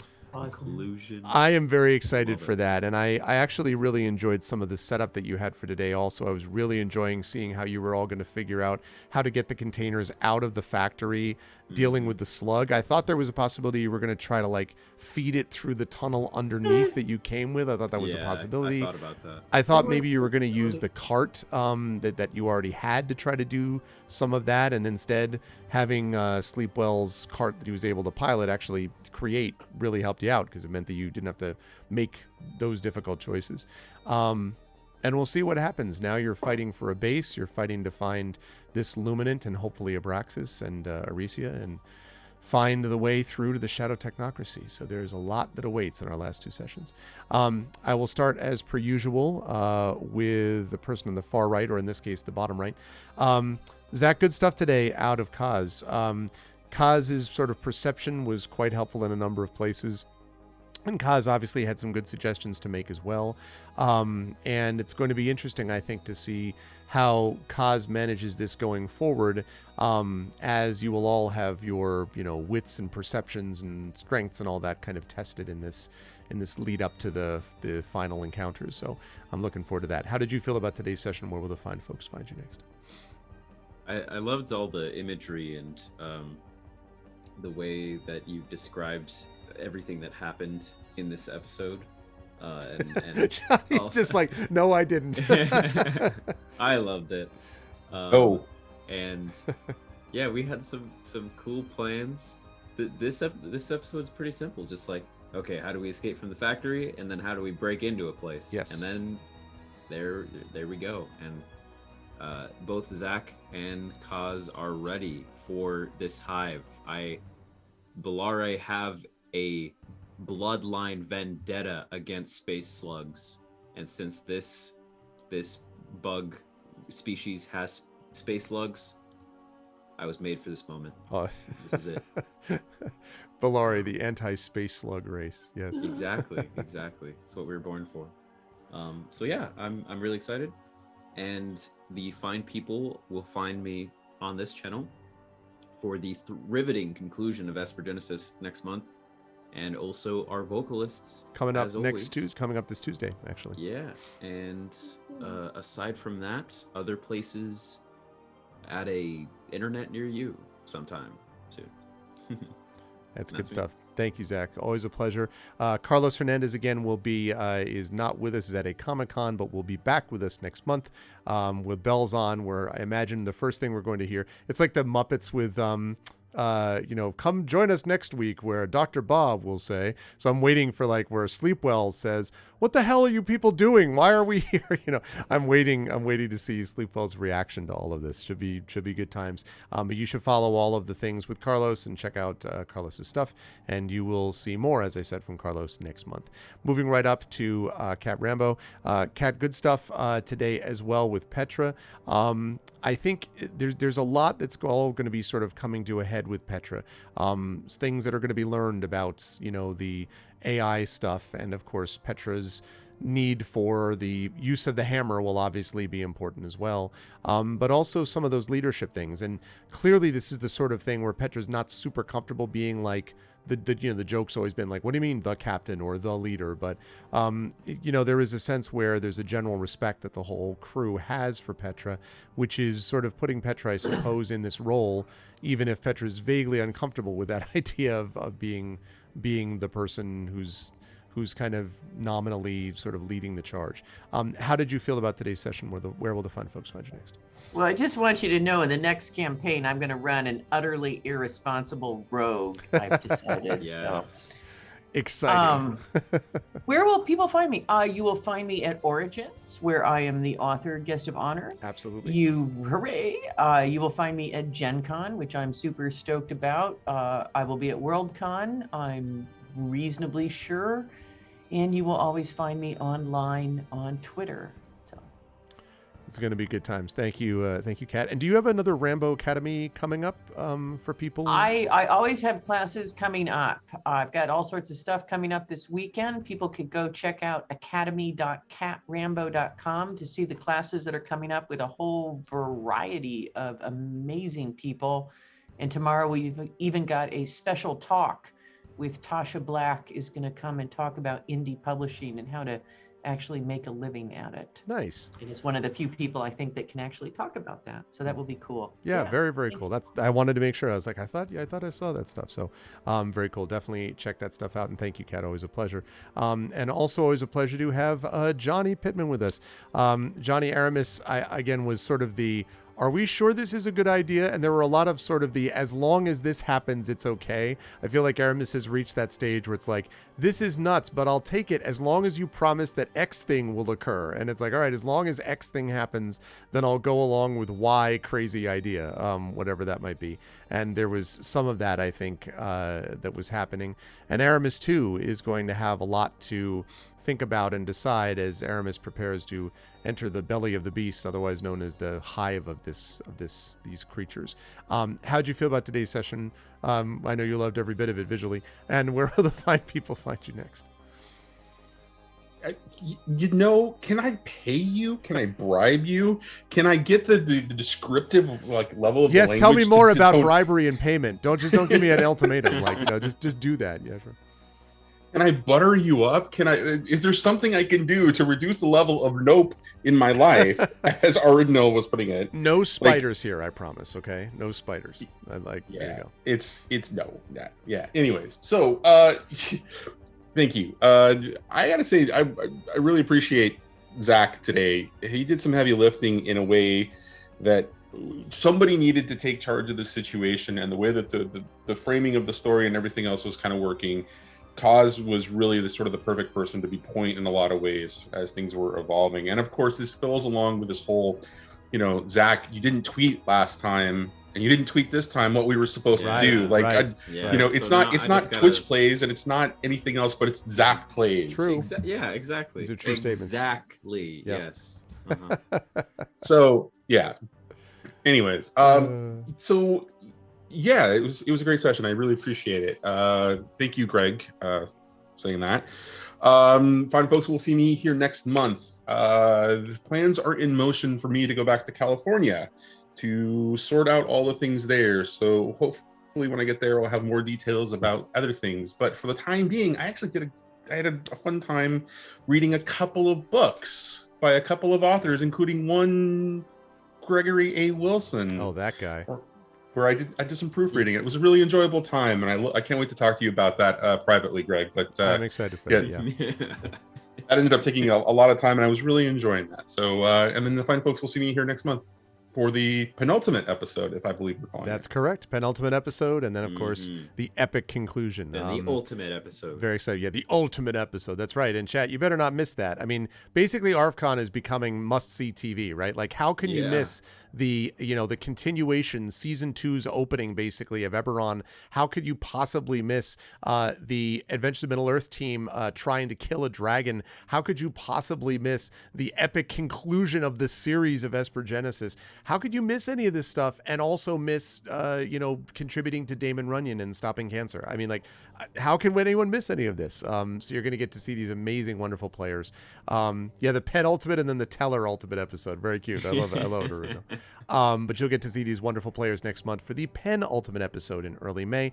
As always, I want to thank these wonderful players, and I look forward to seeing all of you folks next month as you charge into the middle of this hive. Chat, can we get some love as always for our wonderful players, Johnny Pippin, Cat Rambo, Carlos Hernandez, coming back to you soon in early May, and of course Zach Clay. Thanks everyone. Good work, folks, and I will see you all, except for Zach, I'll see you next week, but everybody else I will see back here next month. Bye for now, all. All righty. So good stuff, folks. Good stuff. And I am really looking forward to these last 2 sessions are going to be a trip. There's, figuring out how to survive this, and then there's sort of the episode where everything comes to a head with, the shadow technocracy and all that business, and there's going to be a lot going on there. So for those of you who have watched this from the beginning, I saw Rudinal mentioning before that he had been here from the beginning. For those of you who have been here from the beginning, there's going to be a lot of, I think, payoff for all of you with a lot of these things coming to a head, a lot of these things being made clear. And not necessarily every loose end will be tied up that could conceivably be, but a lot of them will be. And so that's that's going to be exciting to kind of see that, and it will set us up nicely, I think, because there may or may not be a connection with Expedition from the Mysterious Peaks, which is going to be our next campaign for these folks launching in June. But again, wonderful stuff. More slugs explode. I'm here for. Yeah, we got slug explosions. If you like slug explosions, you were in the right place. So, but that is going to do it for us for tonight, though. And I want to thank you all for being a part of this experience. If you like what you saw and heard, I hope you will follow the channel. I hope you'll check out the YouTube with !ArvTube. And again, thank you all so much for those of you who have subscribed to the YouTube channel. If you haven't, please consider doing so. We are now over that 1,000 threshold. Last check, we were at about 1,011, 1,012 subs. So we're just going to continue to push forward. Everything is now in YouTube's hands in terms of monetizing it. Once that's done, I will, of course, let you folks know. Probably we will have a celebratory giveaway or something like that as well. I'm really excited about it. And it's actually good timing as well, because if all goes well, that should be in place and monetized before ArvCon, which means that we'll have even more promotional opportunities, which we'll be able to do through ArvCon, which should really help with the charity. Also, selfishly, that might help a little bit with pushing the Gray Shade Kickstarter, and the Gray Shade publications. So that would be good with me too. But in any case, we're very, very excited about that. So again, I'm most grateful to everyone who made a part of that. And if you haven't already done so, please sub, because it is free to do it. !ArvTube. !ArvCord is our Discord channel where you can hang out with the Arvanauts in between streams. !ArvTweets is my Twitter, where you can always follow me. That's also up to a record number of followers, which is a nice unexpected benefit. And the website for this is arvanelleron.com. On the financial side, !ArvShop is my merchandise area. You can get Adventures in Middle-earth and Infinity and Beyond material. More about them in a minute. And of course, more stuff coming soon from Expedition for the Mysterious Peaks. That's !ArvShop. !ArvTreon is right there. That's the Patreon. 20 patrons, $2.01 per month. Again, that's really the financial backbone of the channel, and any support you can give there is most welcome. Inspiration was used several times today, mostly by the players to help each other, which was cool. Inspirations really make a difference too, and you can get that through supporting the Patreon, plus stuff for you individually, and we move ourselves towards channel goals as well. Also, if you sub to the channel, you can also get those custom sub badges and emotes to use everywhere across Twitch, and also get inspirations to help our players. So that's always a good thing as well. Please consider doing that. On the publishing side of things, Icarus is my Icarus graphic novel from Athos Arts, award-winning graphic novel from Athos Arts, and Library is my Tales and Tomes from the Forbidden Library, my 5e adventure and sourcebook from the sponsor of this campaign, and that, of course, is Alligator Rally Entertainment. And both Alligator Rally and Athos Arts will be working together on my Gray Shade Kickstarter, excuse me, Gray Shade KS. Again, Gray Shade is going to be launching, will be published on May 31st. That's when the preview page for the Kickstarter will go live as well. You can follow it at that point. So buy the book and follow the Kickstarter. And then 2 weeks after that, the Kickstarter itself will go live. And that will be the Kickstarter for the tabletop role-playing game designed by Aaron Rosenberg with Rich Lescouflair in consultation. Also, that'll be for the second 2 books in the Freudian slip. Second 2 books in the Grey Assassin trilogy, which is Renegade and Heretic, respectively, books 2 and 3. And, of course, the audiobook from Trendane and soon to be other stuff as well. So you'll definitely want to check that out over on Gray Shade KS. Thank you so much, Rudnell. As always, I appreciate it, sir. So that's going to be that. And then last but certainly not least, BLM, Black Lives Matter. Very important to affirm and assert the significance and importance of Black lives. Help Now, which is the World Health Organization page on suicide prevention. Very important to reach out to others when you need help and to reach out to others when they need help as well. And Ukraine, Ukraine, to support people who are trying to defend a sovereign democracy against an autocratic, illegitimate invasion in Europe. And this is a chance for us to do what we can to help the millions that have been displaced and affected by this awful and unjust war. Our doing this allows us to support, at least on a small level, the people who are fighting for normalcy in that environment. So please do that if you can. Quick note on schedule. Tomorrow we have got, and it is still tomorrow, we have got in the evening, it will be Eberron starting at 7 o'clock Eastern. That will be D&D with Infinity and Beyond, Eberron Oracle of War as we move into Season 2. Then on Sunday, we've got Soundclash the Clampdown with Brandon O'Brien, who's going to be here with the rest of the Sound Crash Sound Clash crew. That's going to be a good time. Then we'll be off on Monday. Tuesday, we'll be here at noon Eastern for Psychonauts, and then 15 p.m. Eastern over on GOG's Twitch channel, and that's going to be for D&D with GOG Ghosts of Saltmarsh. Also remember that Tuesday at noon Eastern will also be the official release of the table of contents, the cover, and the title reveal for the Origins Anthology this year. So the Origins Convention Anthology, as you know, Kat Rambo is the author guest of honor. That anthology is going to be revealed title, cover, and table of contents on Tuesday at noon Eastern. So you'll definitely want to be here as part of that too. It's going to be awesome. So definitely you will not want to miss that. That is going to be a good time and important reveal. All right, let's see what we got going on as far as people are concerned. Let's see. You know what? I have got someone that I think I'm going to do a raid for. I know we don't have a ton of people here, but I'm still at the moment, but I'm going to do that. So if you are not a sub, because it's not super late, if you're not a sub, this is what you should do. The Arvanauts have landed, followed by Twitch raid, lowercase Twitch, uppercase R, lowercase AID. If you are a sub, you're going to do this. The Arvanauts have landed, Twitch raid, and then Arvany roar. You can also do Arvany hype, Arvany woe, Arvany witch, Arvany love, Arvany blown, all the Arvanys that you've got when you were brought over automagically to this person that we are going to be raiding. I actually have not raided this person in a while, so I think this is going to be, it's going to be good. So I am excited to do that. So please make sure that you stick around, and I will for the raid, and I will do that as soon as this wonderful, awesome intro/outro video is over. Special thanks tonight to my wonderful players. Carlos, of course, we'll have him back in May, but thanks to the players who were here tonight, and that's Kat Rambo, that's Johnny Pittman, and that is Zach Clay. All of them will be back with you, including Carlos, next month for the penultimate episode of Esper Genesis Shadow of the Zephyr Aftermath. But as for now, I'm going to rise up on out of here. I want to thank all of my wonderful viewers who made this awesome. Thank you to my wonderful mods, Arudinel, Dragon Spear, Rock God, Trifity Mets, and Coven of Lenara. Again, congratulations, Coven.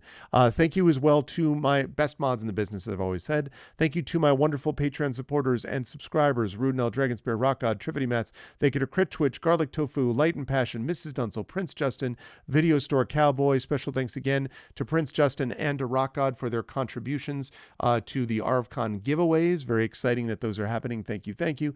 And thank you to our viewers. Thank you to Action Shin. Thank you to Annalisa. Thank you to Cat Rambo. Thank you to Nonstop. And thank you as well to Stain Monkey for the 10 sub gift today. Very generous of you. Really appreciate that. Thanks to Arudinel for the resub also.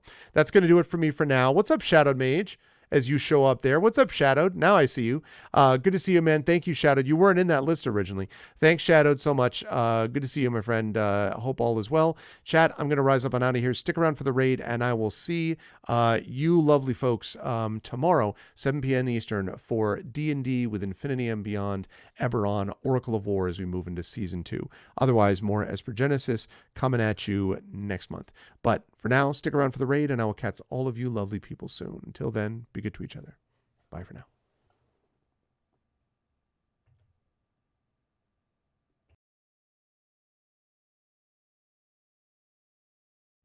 When I was a child, I talked like a child.